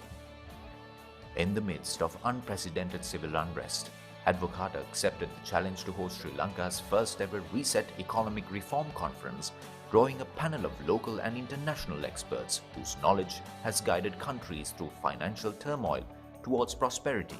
We can't go back to the old economy. We can't go back to that model. I was one of those who were involved in 1977, creating that open market economy. But we did not keep up with the changes. We did not keep up with globalization. And today we are paying the price. The conference highlighted key reforms areas to help reset Sri Lanka's economy and guide the country towards prosperity. The conference was attended by distinguished keynote speakers Dr. Veerathai Santi Prabhob, the former governor of the Bank of Thailand, and Professor Premachandra Thukorala, Professor of Economics at the Australian National University and Senior Advisor to Advocata Institute. Dealing with a crisis where we have to talk about stabilization, talking about restructuring, we need to be quite forward-looking in the measures that we do. To continue the conversation on reforms and delve deeper into discussions on various public policy topics, Advocata launched its Reset Now podcast. Hello everyone, I'm Sumaya and you are watching the Advocata's Reset Now podcast, a podcast where we talk about all things reform.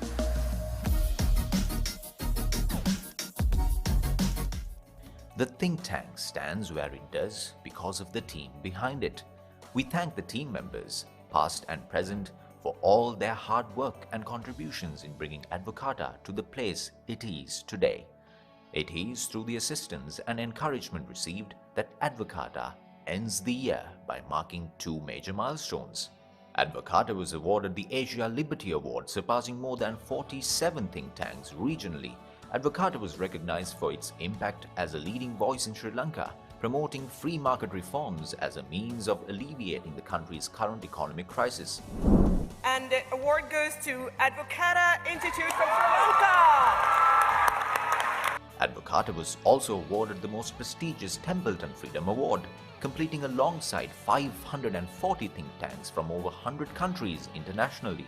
Advocata is on a mission to bring necessary economic reforms for the prosperity of fellow Sri Lankans, and in its journey of achieving this mission, Advocata was able to bring recognition to Sri Lanka on a global scale and be recognized for its efforts in battling through the economic crisis. As Albert Einstein said, insanity is doing the same thing over and over and expecting different results.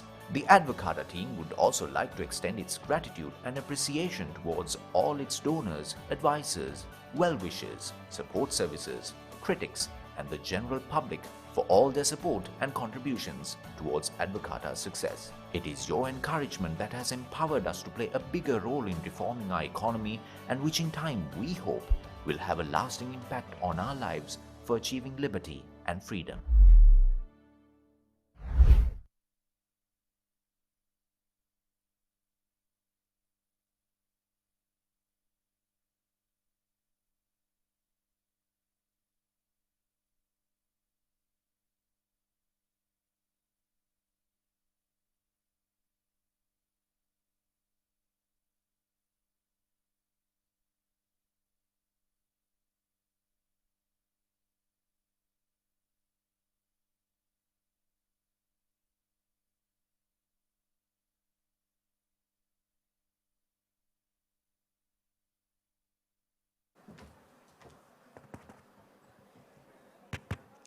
Hi everyone, thank you so much for coming back. Just like to let you all know that we'll be starting in about 5 minutes.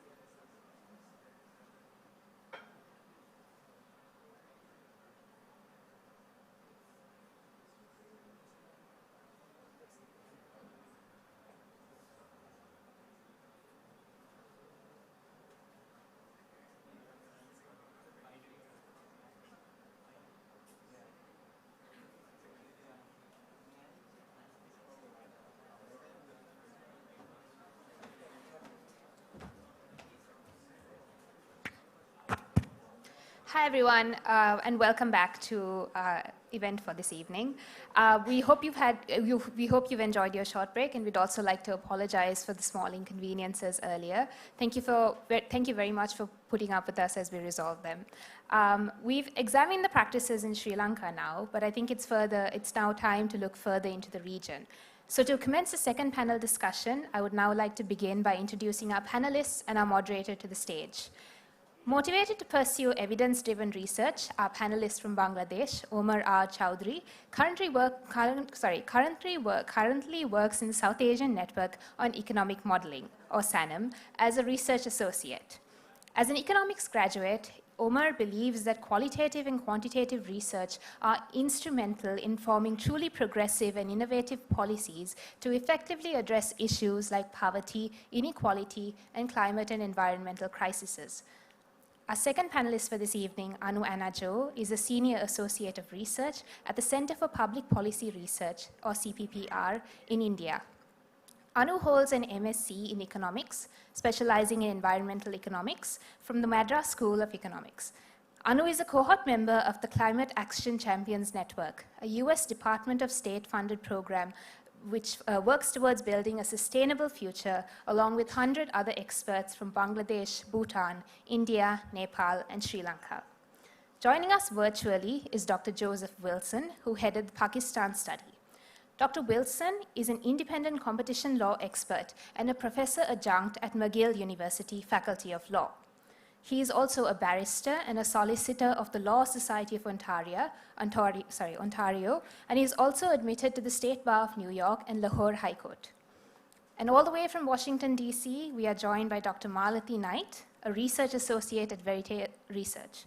Dr. Malathi is a senior economist with extensive academic and public policy experience. Her areas of specialization include state-owned enterprise reform, regulatory economics, and competition policy.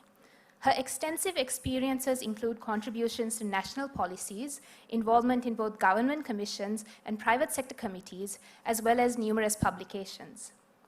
And finally, our moderator for this evening, Rehana Tawfiq, a research consultant with Advocata and a part of the research team who looked into anti-competitive practices in Sri Lanka's construction industry. As an alumnus of the Department of Economics at the University of Warwick, Rehana has a decade of experience in economic research and frequently blogs and writes articles on economics in Sri Lanka. I'd just like to let you all know that we will be taking questions throughout the session through Slido, which you can access through the QR code on screen. Rehana, over to you.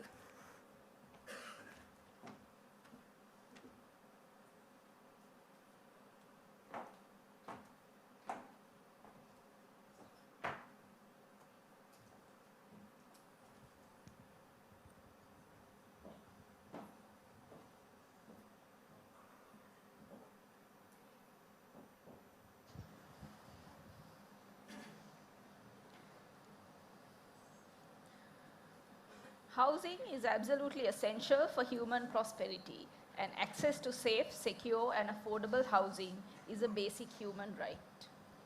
Having a safe and stable home to live in is the foundation of our individual capabilities to contribute positively to society. However, despite it being a basic human right, access to affordable and adequate housing is beyond the reach of billions of people. And by 2030, it is estimated that 3 billion people, or about 40% of the world's population, will require access to adequate housing. So it is in this backdrop that this panel explores the contributions of competition law and policy to shaping the affordability of housing in 4 South Asian economies, which share many economic, legal, and political similarities. I am honored to moderate this panel of Advocata's regional partners from Pakistan, Bangladesh, and India, who have worked very closely with Advocata Institute over the last 1.5 years to make this cross-country study a success. So without further delay, we can dive right into the first question for our panelists. So now, for the benefit of our audience, I would like each one of you to take 2 to 3 minutes to quickly walk us through the main issues that were identified in your research with respect to anti-competitive practices in the construction and housing industry in your country. So we'll start with Omar. Thank you. So thank you, Rehana. First of all, I would like to thank you, Advocata Institute, for inviting me here. And I would also like to thank you, Dr. Selim Rehan, who led this study in Bangladesh, and Mr. Tuhin Ahmed and Mr. Mahmudul Hassan, who also worked in this project. So as we started working on this project, the first thing that we understood is that it would be really difficult to identify specific anti-competitive practices in the construction industry of Bangladesh. Why is that? Because all of us know that there are anti-competitive practices that are happening. There are market players who are colluding, setting prices, doing involved in other malpractices, but no one is willing to provide any credible evidence that you can use for a report or that you can cite. So we have talked to a lot of people. We have talked to officials from the government, we have talked to industry insiders, we have talked to urban experts, and they are all saying the same things. It's almost like the lying farm boy fable, where everyone knows that a predator is coming, it is there, we are all subject to its attacks, but no one is willing to acknowledge its existence. So then when we started to look into the price trend of apartment prices, housing units, and land prices, then some clear indications emerged. For example, in certain neighborhoods of Dhaka, since that's where our study focused in, we found that there are certain unwritten implicit agreements among market players that the prices of housing units will be limited in a certain range. And this also applies for lands also, land pieces also. There is some kind of a unwritten agreement among landowners that the prices of land pieces will not drop beyond a certain point. And they're also actually quite aware about the demand side. So they would not inflate it too high, but keep it in a range where it would be profitable for them and out of the reach for the urban poor. We found that it's really difficult for new players to enter the market. Although, if you look at the market, in fact, there are some reports available by certain international business intelligence firms. Those reports will tell you that the housing market in Bangladesh is, if not highly competitive, almost near to that. So these reports may indicate that there are like more than 1,000 players in the housing market that are registered in the association. But when you start to talk to people, then you understand that there are in fact invisible lines throughout the cities where these players have divided the city among themselves.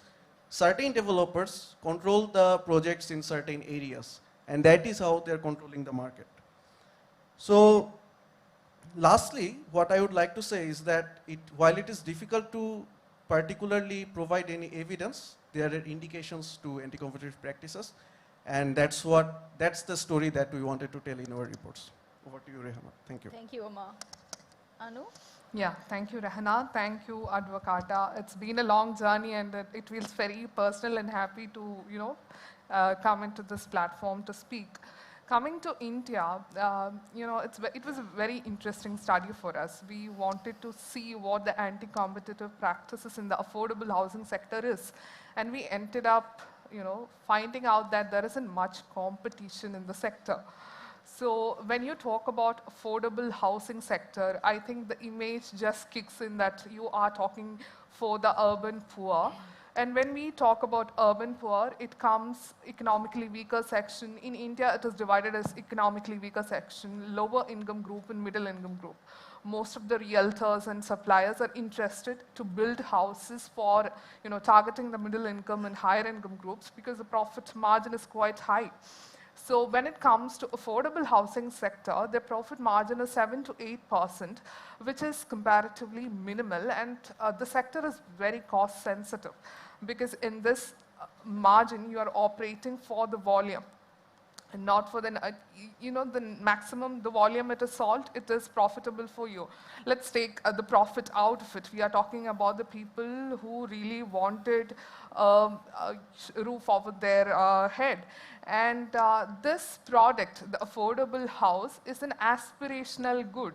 People, I think most of us agree to the fact that it's a very South Asian, it is in our culture to own a house. And hence, we looked into what could be the possible anti-competitive practices that is hindering more players. There's a visible demand in India. As you all know, it's one of the populated country, and there is millions of demands, and which says that it is almost 170 million houses are demanded by this particular section alone. Despite of all of this, only 17% market players are there catering to the demand. So there's a lot of supply-demand gap there. And then we understood that there are, lot of regulatory impediments and lots of compliances and procedures, which is going to shoot up the cost of the cost-sensitive product we are talking here. So this was one of our major findings. And then we looked at it from a cost point of view. We have to always look at it from a provider point of view and a consumer point of view. For us, as part of a consumer, how was the funds being allocated to him? What are the mechanisms through which the funds are available to him also was checked. And we understood that even though there are schemes like Prime Minister's Awas Yojana, which is a big scheme in India, which was aiming to provide affordable housing for all by 2022. We have already crossed 1 year, but it's not a 100% successful scheme because housing for all is not yet achieved. But still the program was successful in a way that there was a lot of people who claimed the subsidies of the program.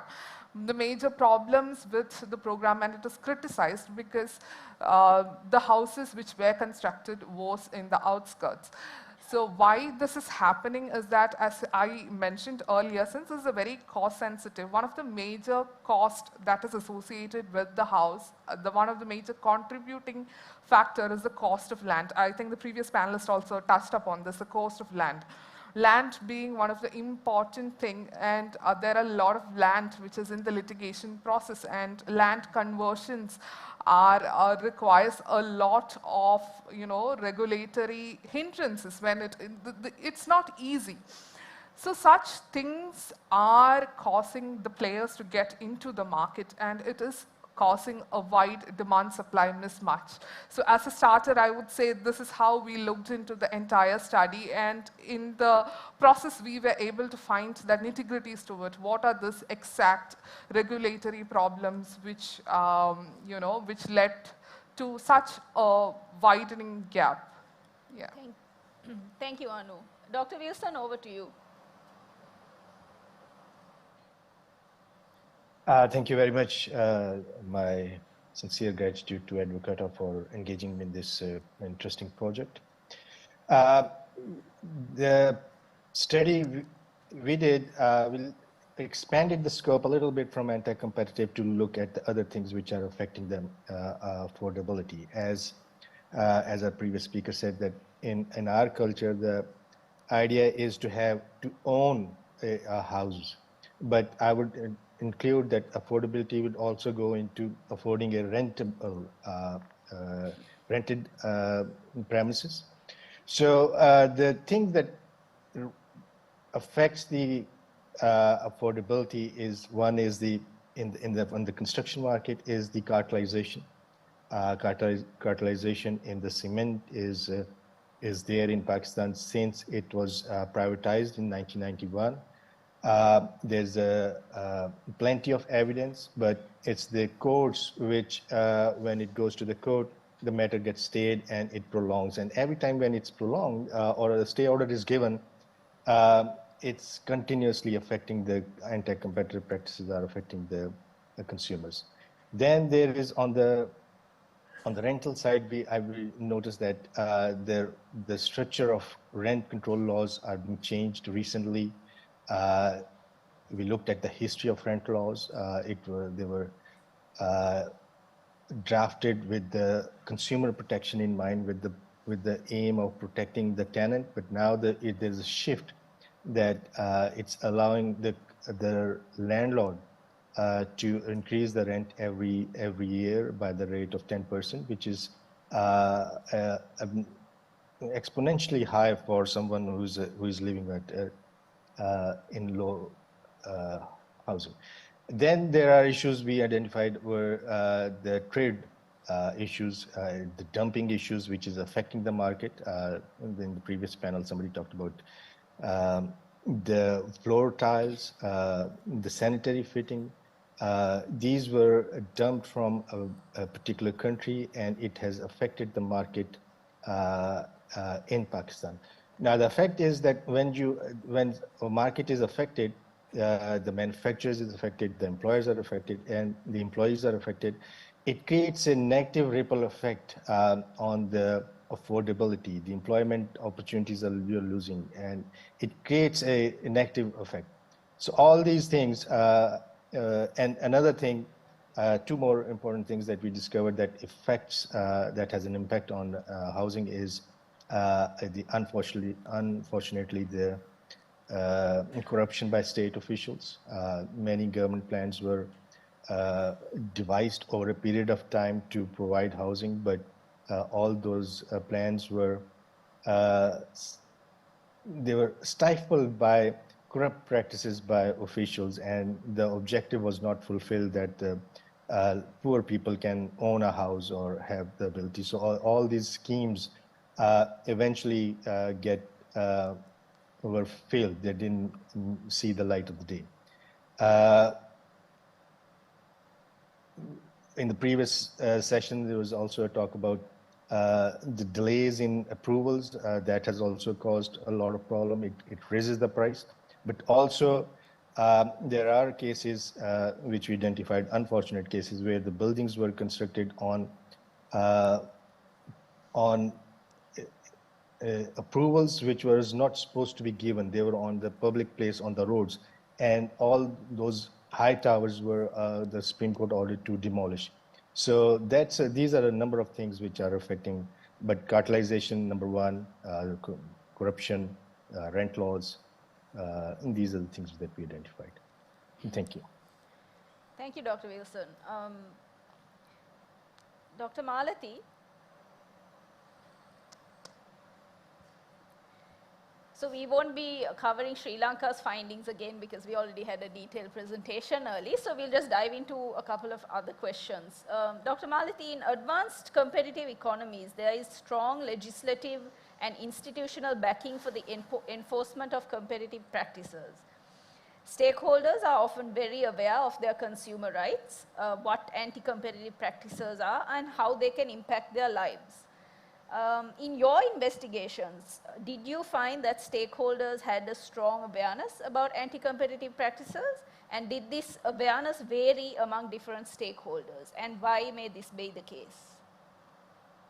Well, yes, it is true that both enforcement agencies and the law, which and the antitrust law, which covers abuse of dominance, mergers, and anti-competitive conduct, are very strong in advanced economies like the US, the EU, Japan, and Australia.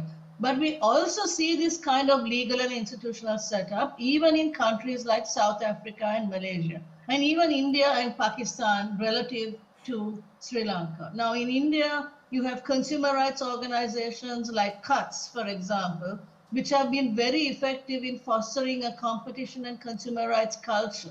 And in the early 2000s, CUTS tried to partner with Sri Lankan organizations to create more awareness on competition in Sri Lanka. But there was very little traction for this effort. And in a sense, we in Sri Lanka are lagging behind. Even Pakistan, I mean, it could probably come out in the later on in the discussion, but my fellow panelist, Joseph, was involved in whistleblower leniency programs with cartelization and cement and the cement industry. This is something, there's no reason for why we don't have all this except for the institutional governance framework.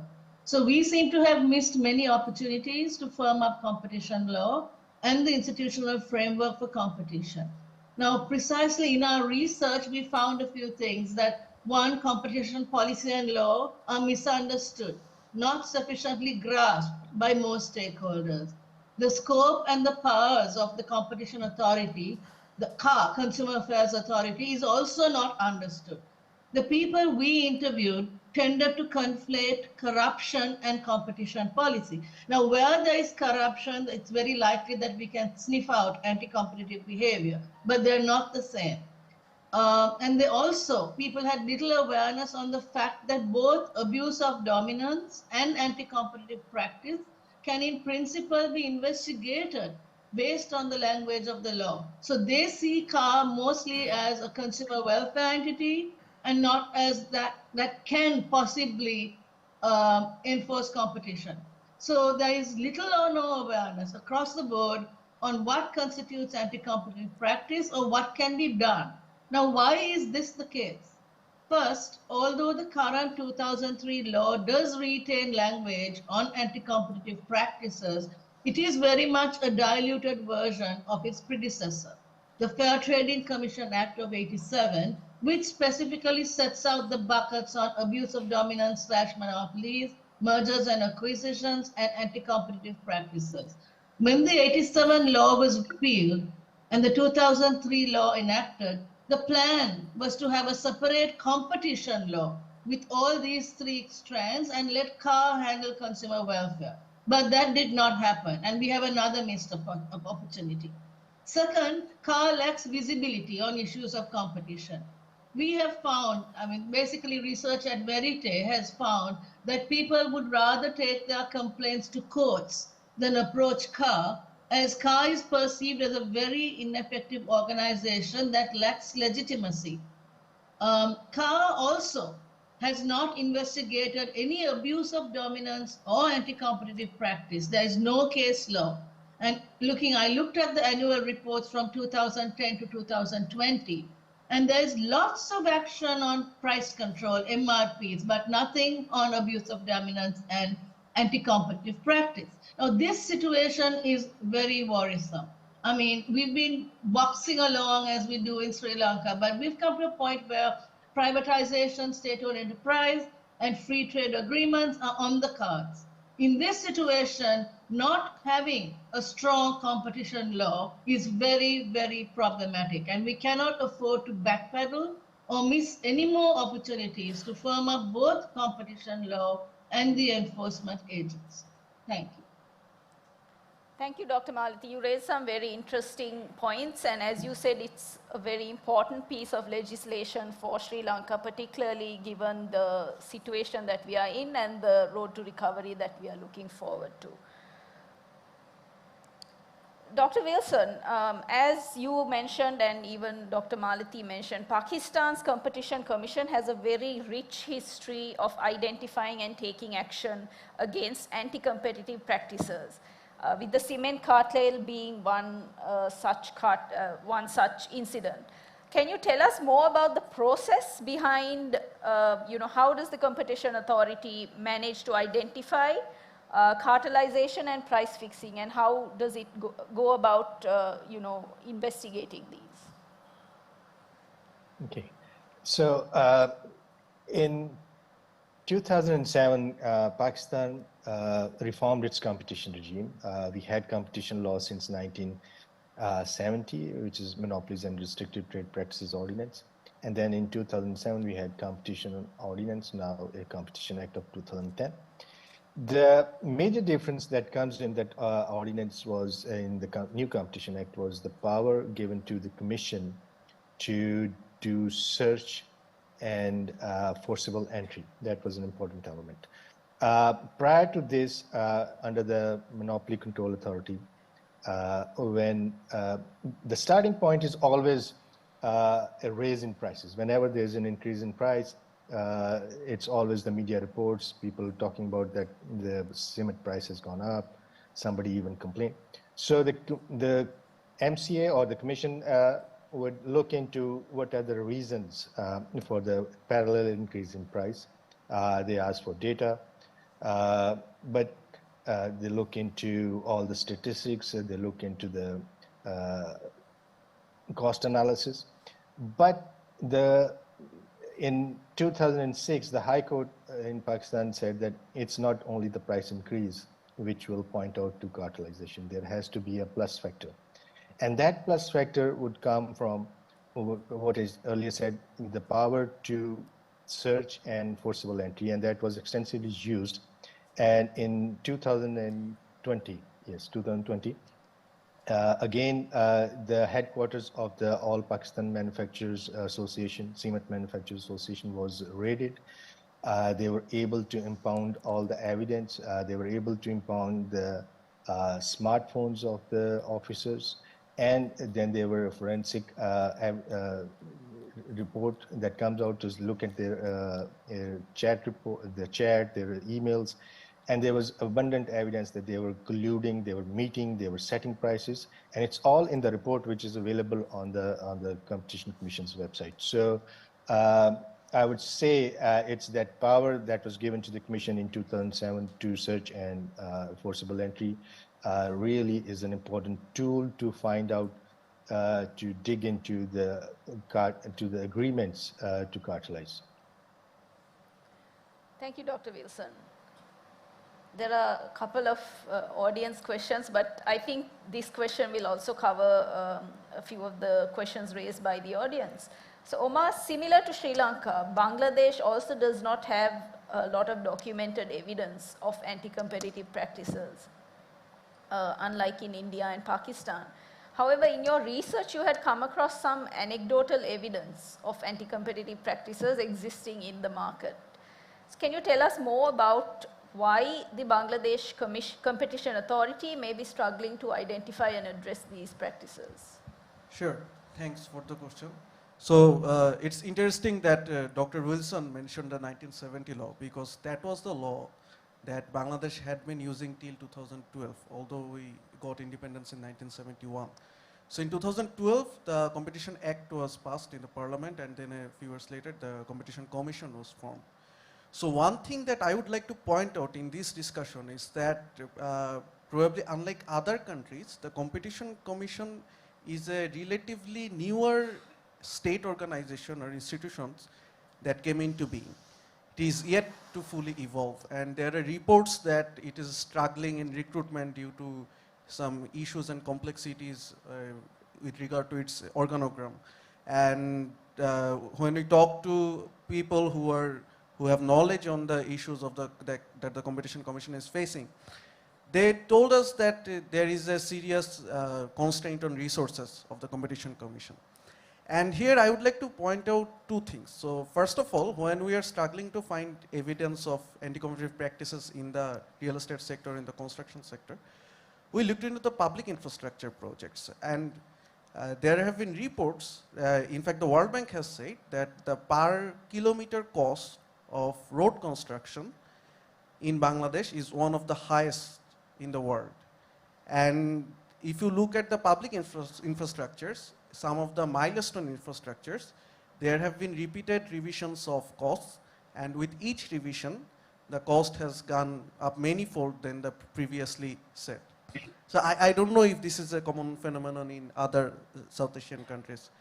So what we understood from these trends and these phenomena is that there are malpractices, there are serious malpractices, and it's safe to say that the dominant market players have some form of clout or some form of influence that provides them with some protection. Then again, you cannot completely blame the Competition Commission given the rampant malpractices that exist in the market. If you follow the news of Bangladesh recently, there has been a really high inflation for the last 2 or 3 years. So this year this was recorded at double digit, and the official data is now that it has come under 10%, but people are still suffering. So and a major everyday commodity in Bangladesh where there has been a great price hike is chicken and egg.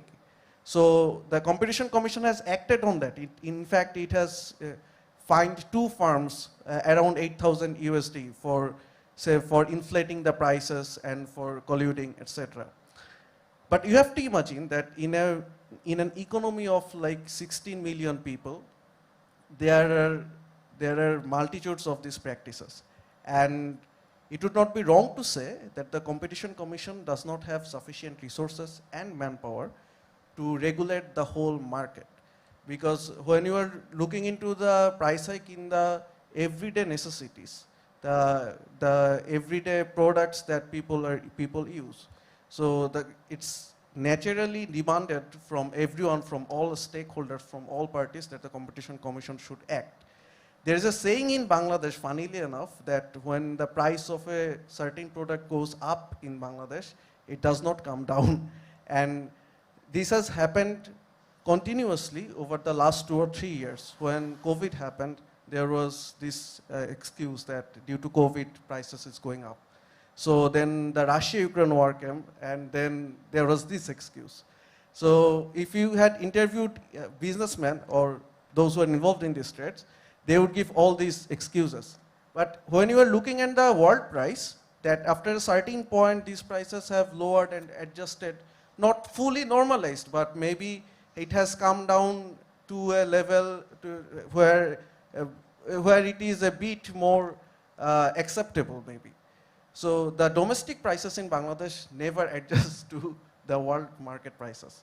So given the extent of the market, the extent of anti-competitive practices in other commodities market, I think it would be prudent to say that the Competition Commission really suffers from a massive lack of resources.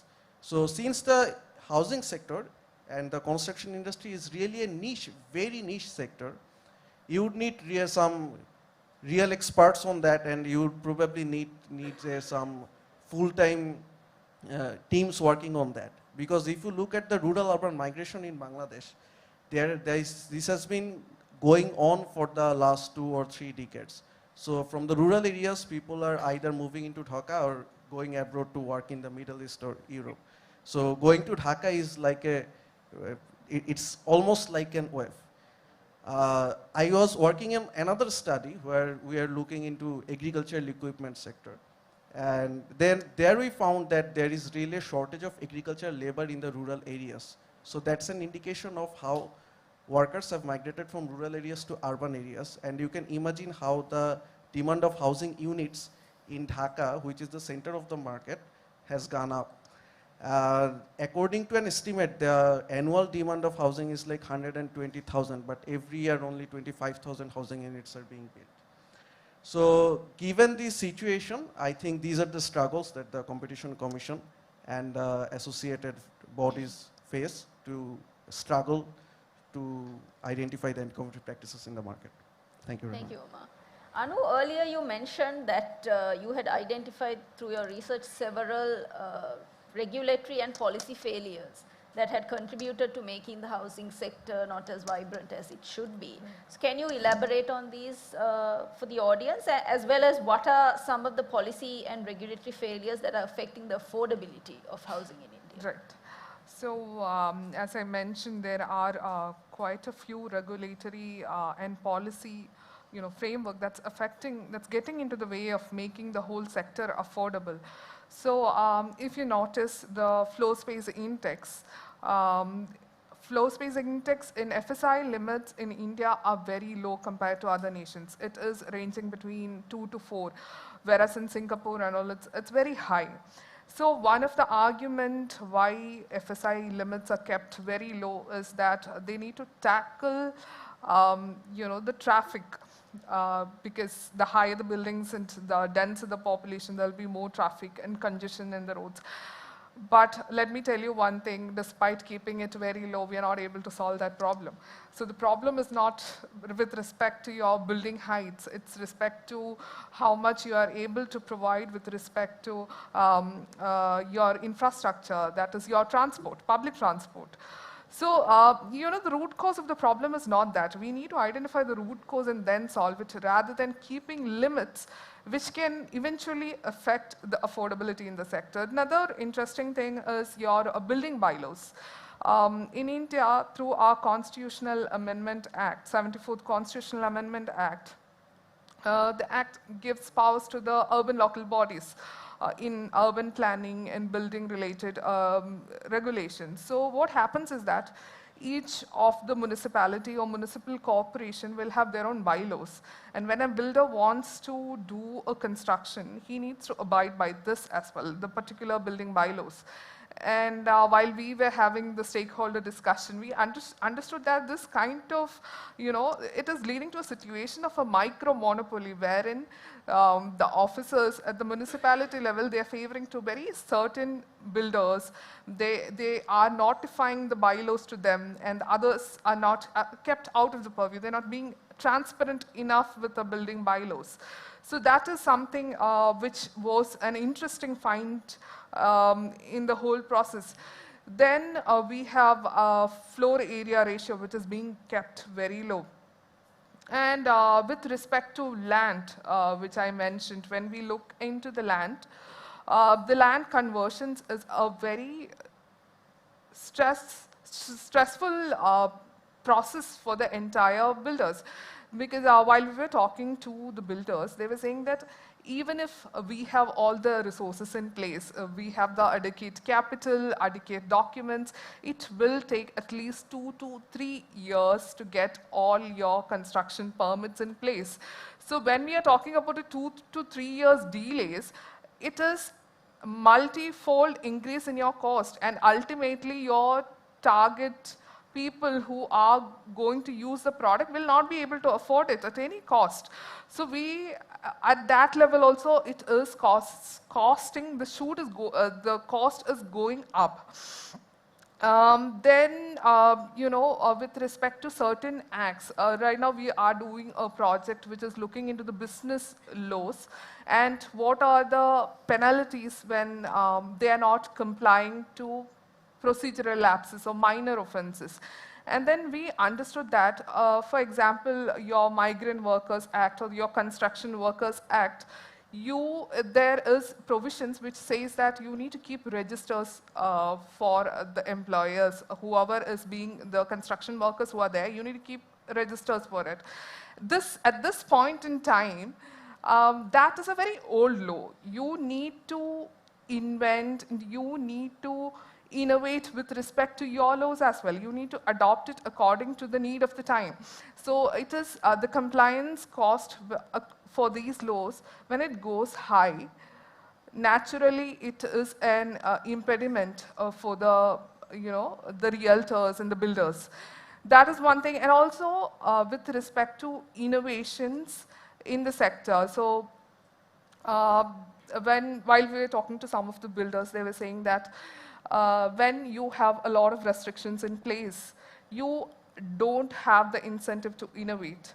And innovation in the sector is very important to cut down that, the excess labor cost, or maybe the newest technologies to adopt in this. And I don't know whether people agree to that, that technology can play an important role in the housing sector. There might be two opinions for this, but I genuinely feel that with adopting more technology, it can, bring down the cost and improve the affordability. So such laws can be relooked and revised in a way that you improve the affordability. And also at a policy level, the housing policies traditionally, historically, if you look into the Indian policies of houses, government was playing a part of a provider. I build you houses. That provider thing kicked in. And what happened is that eventually government ended up owning most of the land parcels. Then what happened, it constrained the open market. There is restrictions towards the availability of land, which is one of the major cost, driving the cost of the houses. That was in a way one of the policy thing which affected the market. Now government changed its position. Now it is more of an enabler. But historically what it did, the facts are showing even now, even today, with respect to lands and which are in the litigation process, there are multiple case laws with respect to lands which is unacclaimed and stuck in the whole judicial process. Multiple parcels of land, even in the heart of the cities, which can otherwise, if it was open enough, the market could have, competitively bid for it, and there could have been more projects coming up. So these are the various regulatory and policy issues that the Indian market faced. Thank you, Anu. I'd like to remind the audience, if you have any questions, to please send them in. There's one question from a member of the audience, and this is open to any of the panelists who would like to answer. So it says, in Sri Lanka, access to finance for developers is limited. So could you talk a little bit about how, if you're able to, how that contributes to the affordability of housing? And they've also asked about solutions such as crowdfunding and fractional financing, and how that can support to make housing more affordable.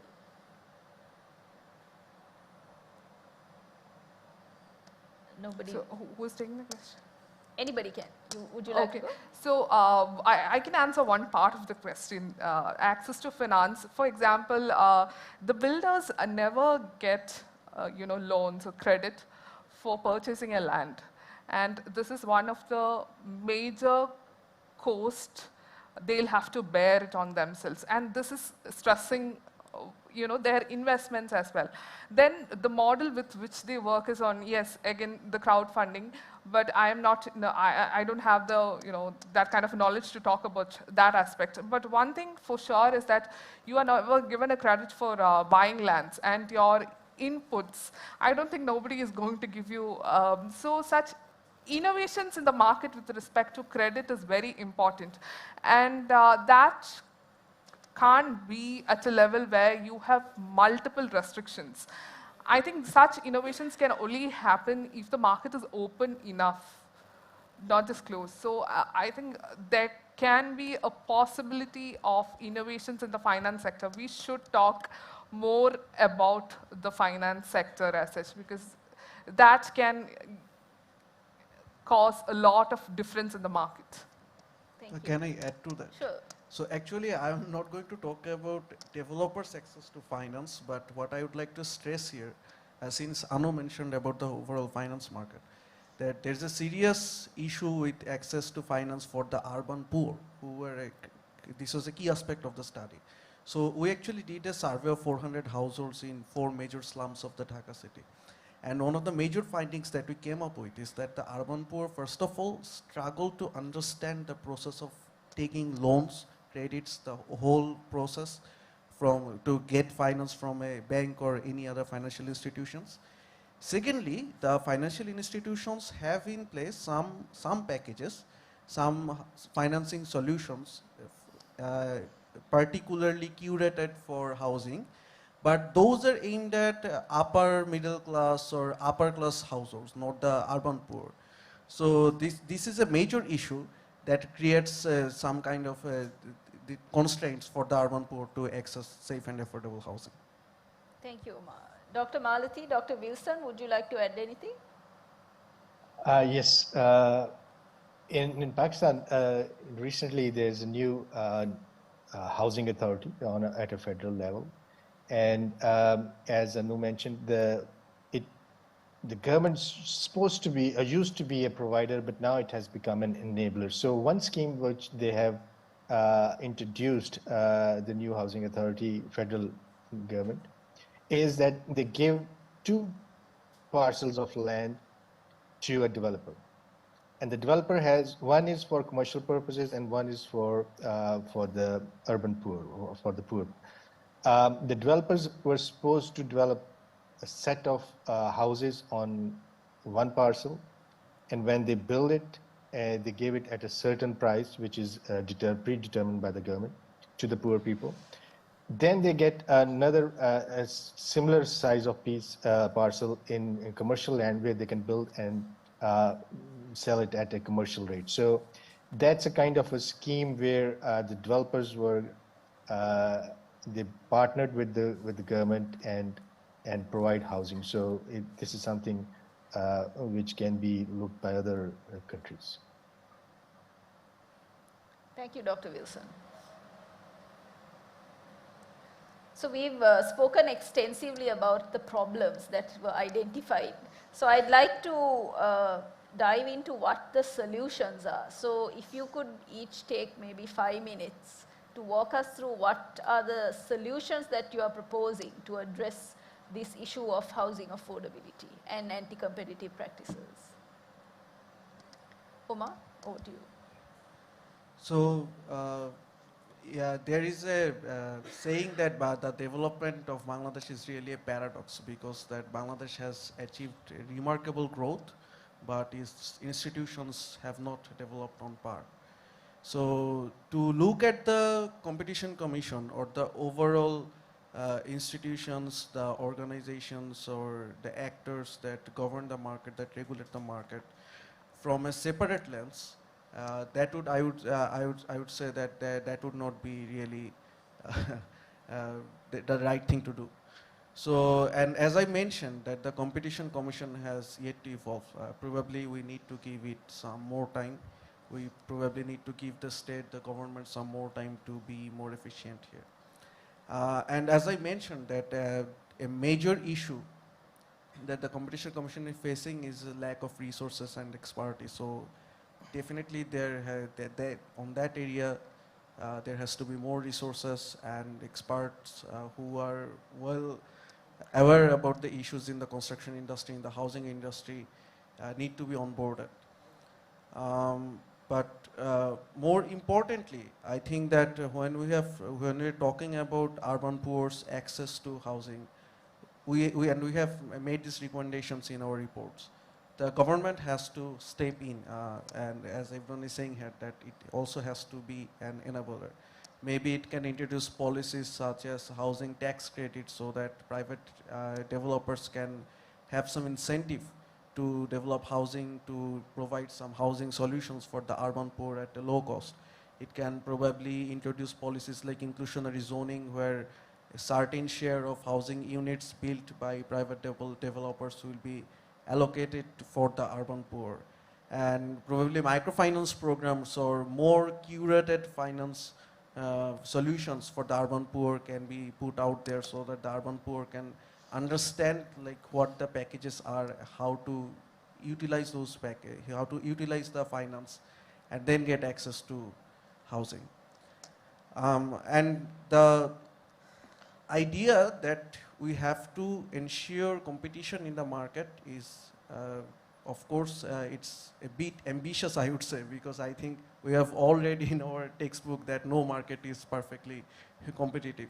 So saying that, we also have to understand that, I think this is probably the benefit of doing a cross-country research, that in all countries in South Asia, there are these issues that are prevailing. And apart from strengthening the competition commission, I think that there also has to be some stakeholder-led, some citizen-led initiatives where there will be some efforts to make dominant market players accountable. For example, in our study, we found that there have been some incidents. In fact, it would be an understatement to classify it as some, because there are really numerous examples, but we came across a few. So there have been some incidents where the certain customer, this is not an urban poor, so they belong to a middle class family or an upper middle class family, and they have contracted a private developer to build them a housing unit, probably an apartment, and they were not delivered that housing unit, although they paid upfront.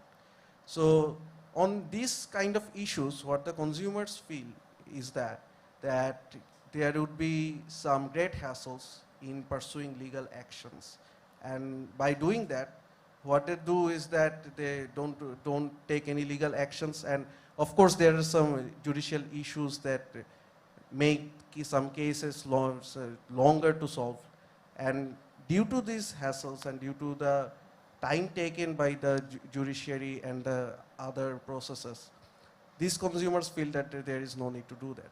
So there has to be an overall improvement of the institutions, and as part of that, the Competition Commission probably can also evolve and can utilize its resources more efficiently.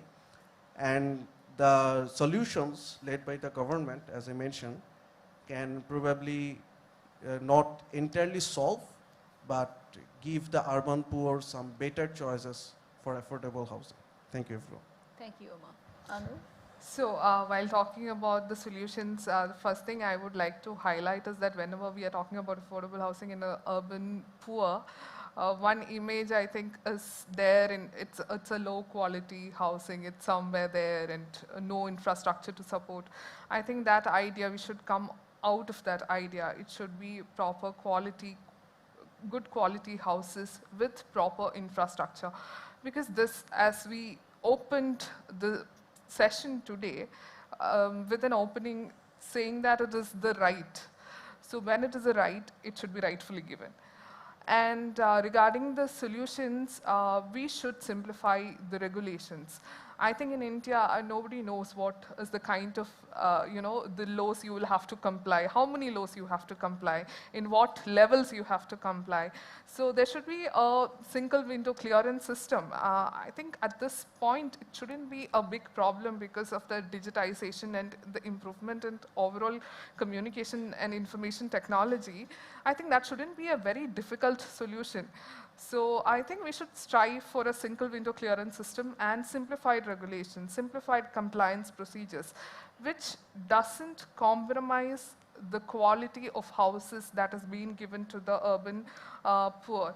And also we should, with respect to PMAY, Prime Minister's Awas Yojana, since it's a very big program, it's called Housing for All, even we'll have to do constant auditing of whatever is happening there, because you don't build houses and you don't just leave there. Or do the people who have availed the benefits have the access to improve it whenever they want? You know, in India, what happened is that whenever they were defining the houses, they defined it in a way that your economically weaker section, the carpet area is 21 to 27 square meter. It's a comparatively very small houses. And there is a contrary or a contradiction to this is that, you know, the poor income people or the less literate they are, or the number of children or the fertility rate is also increasing at that level. So a house at such a small level, catering to too many people, we are talking about human beings who are sharing walls in a very small space.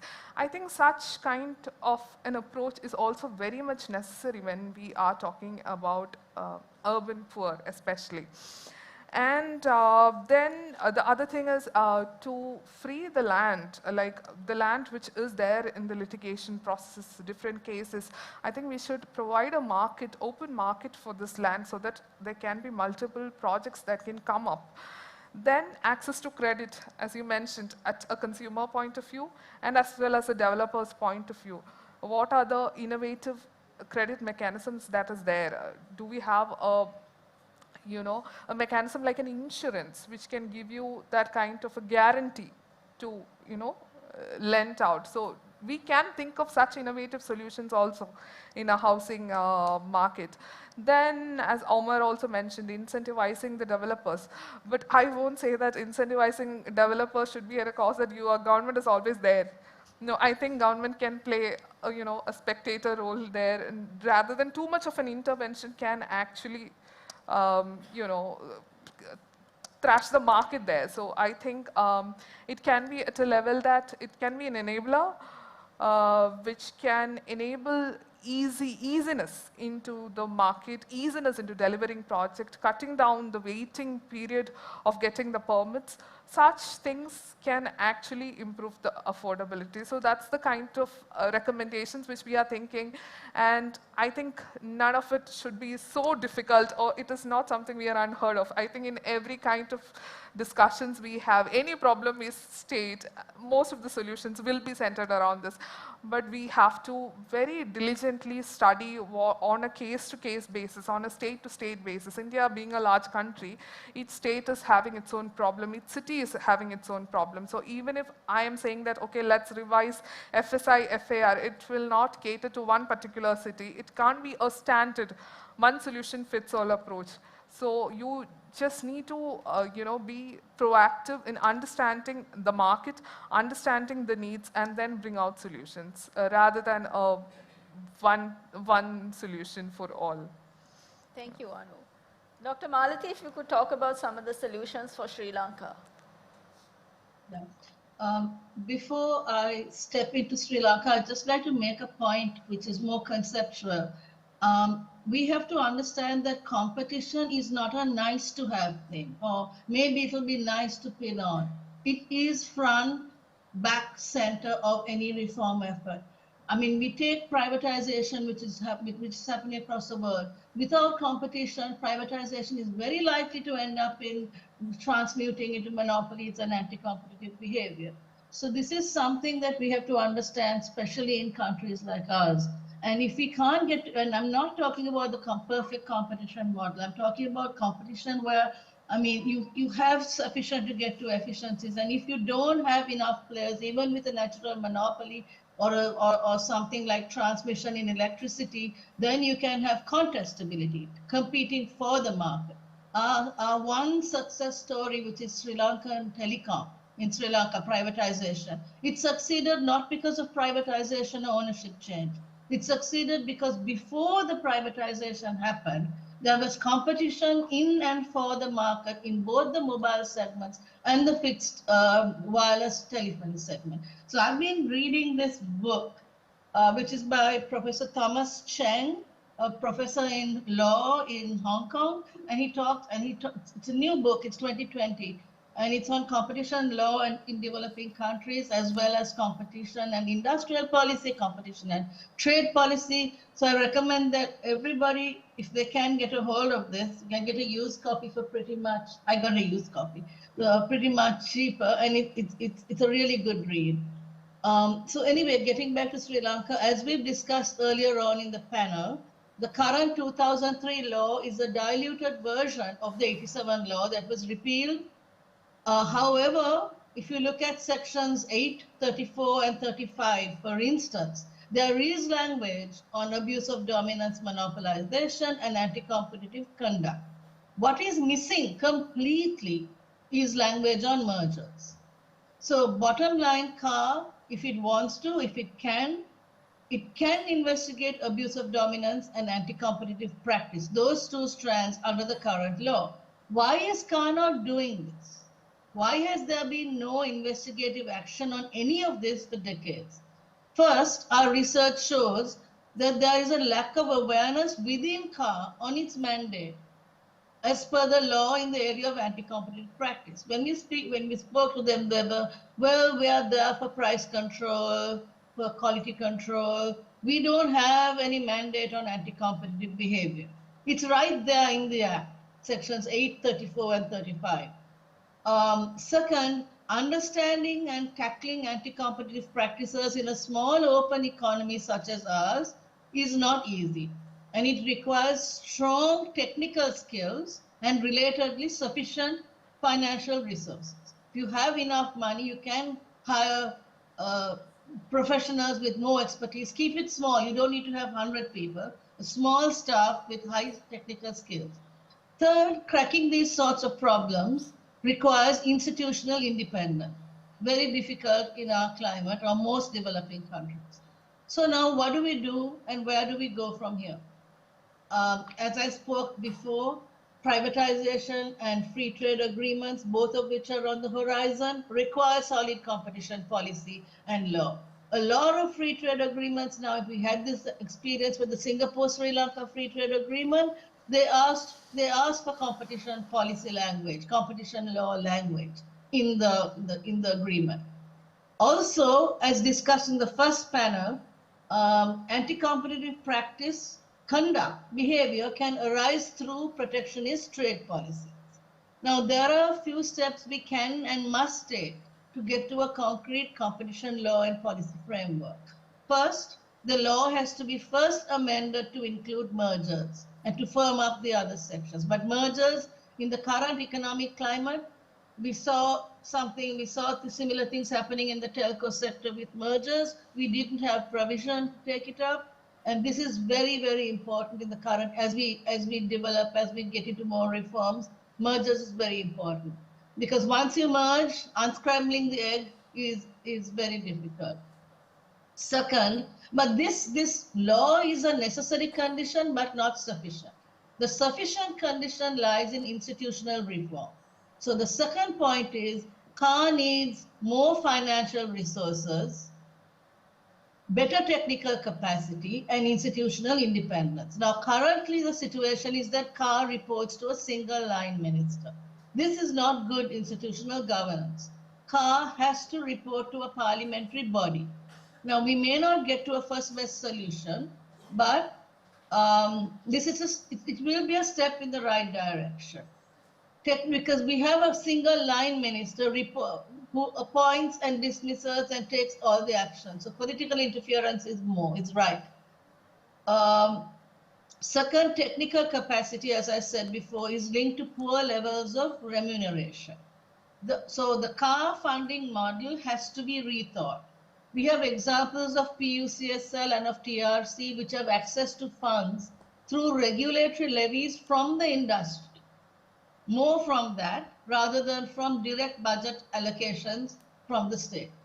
And third and most important, there needs to, I think Omar referred to this as well in Bangladesh, we need widespread public education on what competition policies are, how they present themselves in the market, and what can be done to tackle them. Now, it's vital, this is vital not only for boosting awareness and creating stakeholder buy-in, but more importantly, to hold perpetrators and enforcers accountable. The more people know about this, the more they'll be able to understand when they go to buy something, this is what it means, and we report it to the authority. The benefits of competition in terms of growth and for individual firms has to be clearly explained to legislators. They have to understand what this is all about. A lot of people confuse competition policy with competitiveness. So it's a nuance, but it's very important to understand. And the business community must also understand why it would benefit them. More important, judges have to build up their expertise in the intricacies of antitrust law. Now, given the problems of vested interests and weak institutional governance, I think public education is perhaps the first, it is a low-hanging fruit. It's the first step we must take as a priority. And a final thought I'd like to leave here is that we have to understand our limitation. We have to understand our individual political economic context, and we have to look for solutions that will appropriately target our problems. Even this Thomas Cheng book and a lot of other research out there clearly shows that blindly importing developed country laws and rules without understanding our individual context will not work. So we have to read out there, we have to know what's there, but we have to merge it to our individual context. Okay, thank you. Thank you, Dr. Malati. Dr. Wilson, over to you. Thank you. I will echo the comments made by Dr. Knight. If you want to have a market economy, competition law is not an option. It's a must. You need to have those laws. But having said that, having a law in place or an institution in place is also not sufficient. You need to ensure that the institution is manned by skilled people who know what their job is. The quality of appointments is absolutely essential. In Pakistan, we had a competition commission, then we have a competition appellate tribunal to speedily adjudicate or decide the appeals that are coming out of competition commission. In the last 3 years, there were no appointments. The quorum was not there, the chairman was not appointed. So even if the law is there, the institution is there, if you're not making timely appointments or qualified appointments, it will stultify the whole process again. So you need to ensure the appointments are there. Third is, if the institutions, these two institutions are doing their work, the courts should also then come in and give the decisions in a timely manner. If there is a stay order for 10 years, then all the work which is done by the commission or the competition tribunal, there is no benefit of it. It just got wasted, and the practice keeps on flourishing during that time. So the courts, so the idea is that all organs of the state, executive, the courts, the institutions, they need to work together.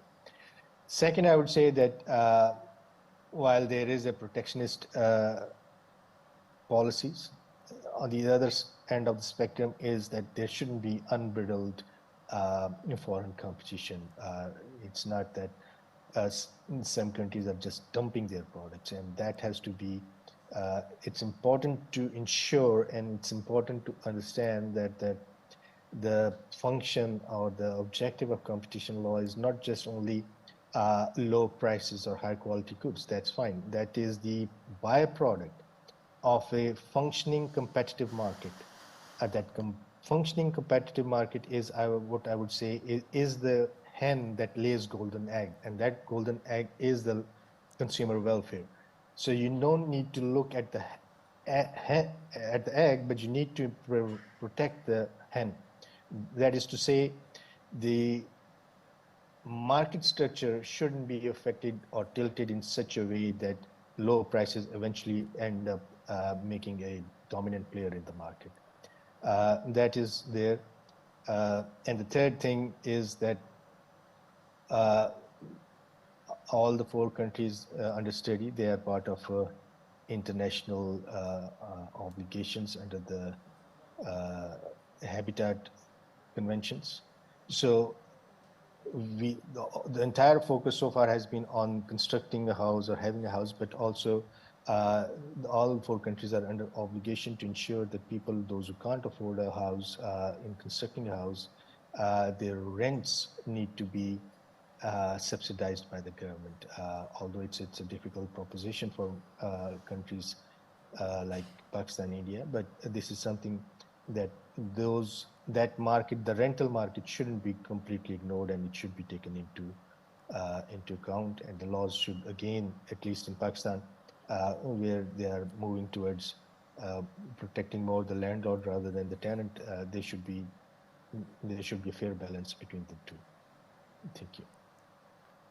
Thank you, Dr. Wilson. So we are only a little bit over time, and that brings us to an end for this panel discussion. So I would like to thank our panelists, Dr. Malathi and Dr. Wilson, for joining all the way from across the world, very early morning hours, and for Anu and Omar for flying down from Bangladesh and India to participate at this panel. So I would like to end the day because the conversation has really been about housing affordability and competition. So I'd like to end the day with a quote on competition by an American economist called George Reisman. The truth is that economic competition is the very opposite of competition in the animal kingdom. It is not a competition in the grabbing off of scarce nature-given resources as it is in the animal kingdom. Rather, it is a competition in the positive creation of new and additional wealth. Thank you.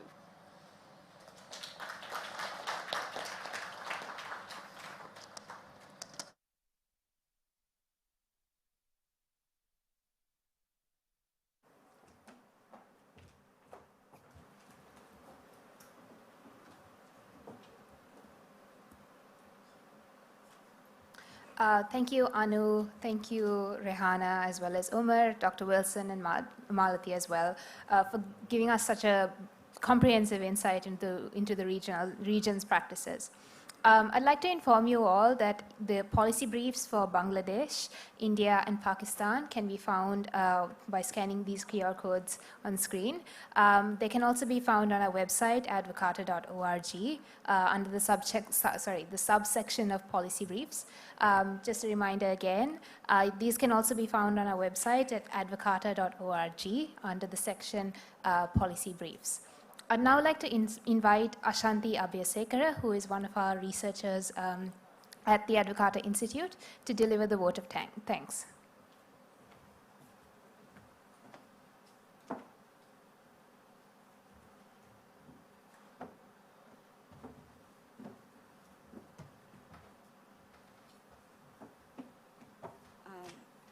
Good evening, everyone. I know it's been a fairly long evening, so I won't take up too much of your time.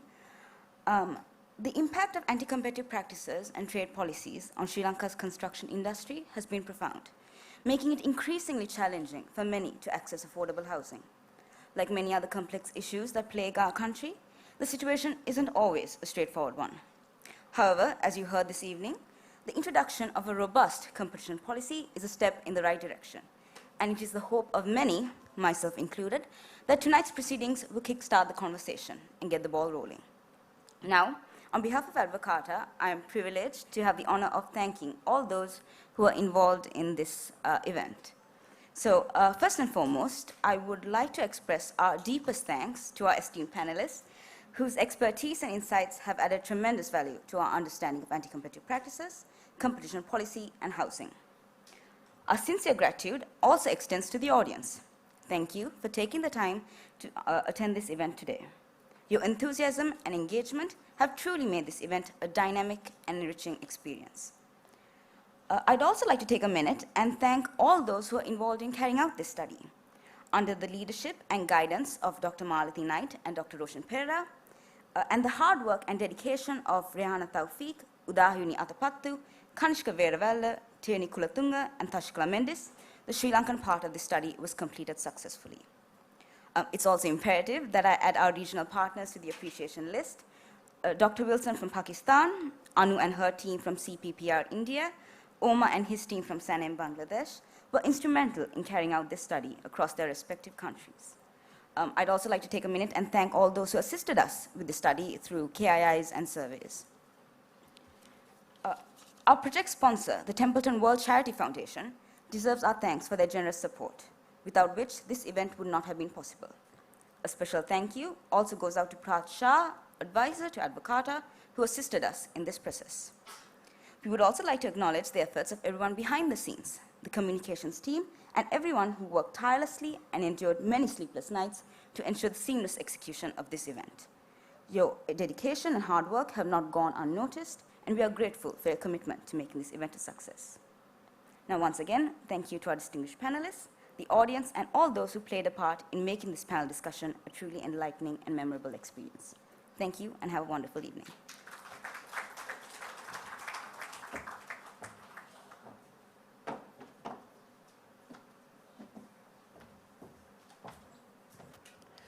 Thank you so much, Ashanti. I'd like to give a special thank you to Ashanti as well, who has contributed very much to making this project and this event a success. I'd like to thank you all once again for joining us today and for engaging with us. As promised, dinner and cocktails will be found outside in the adjoining room. I hope you will enjoy yourselves, and I hope that you have a pleasant evening as well. Thank you very much.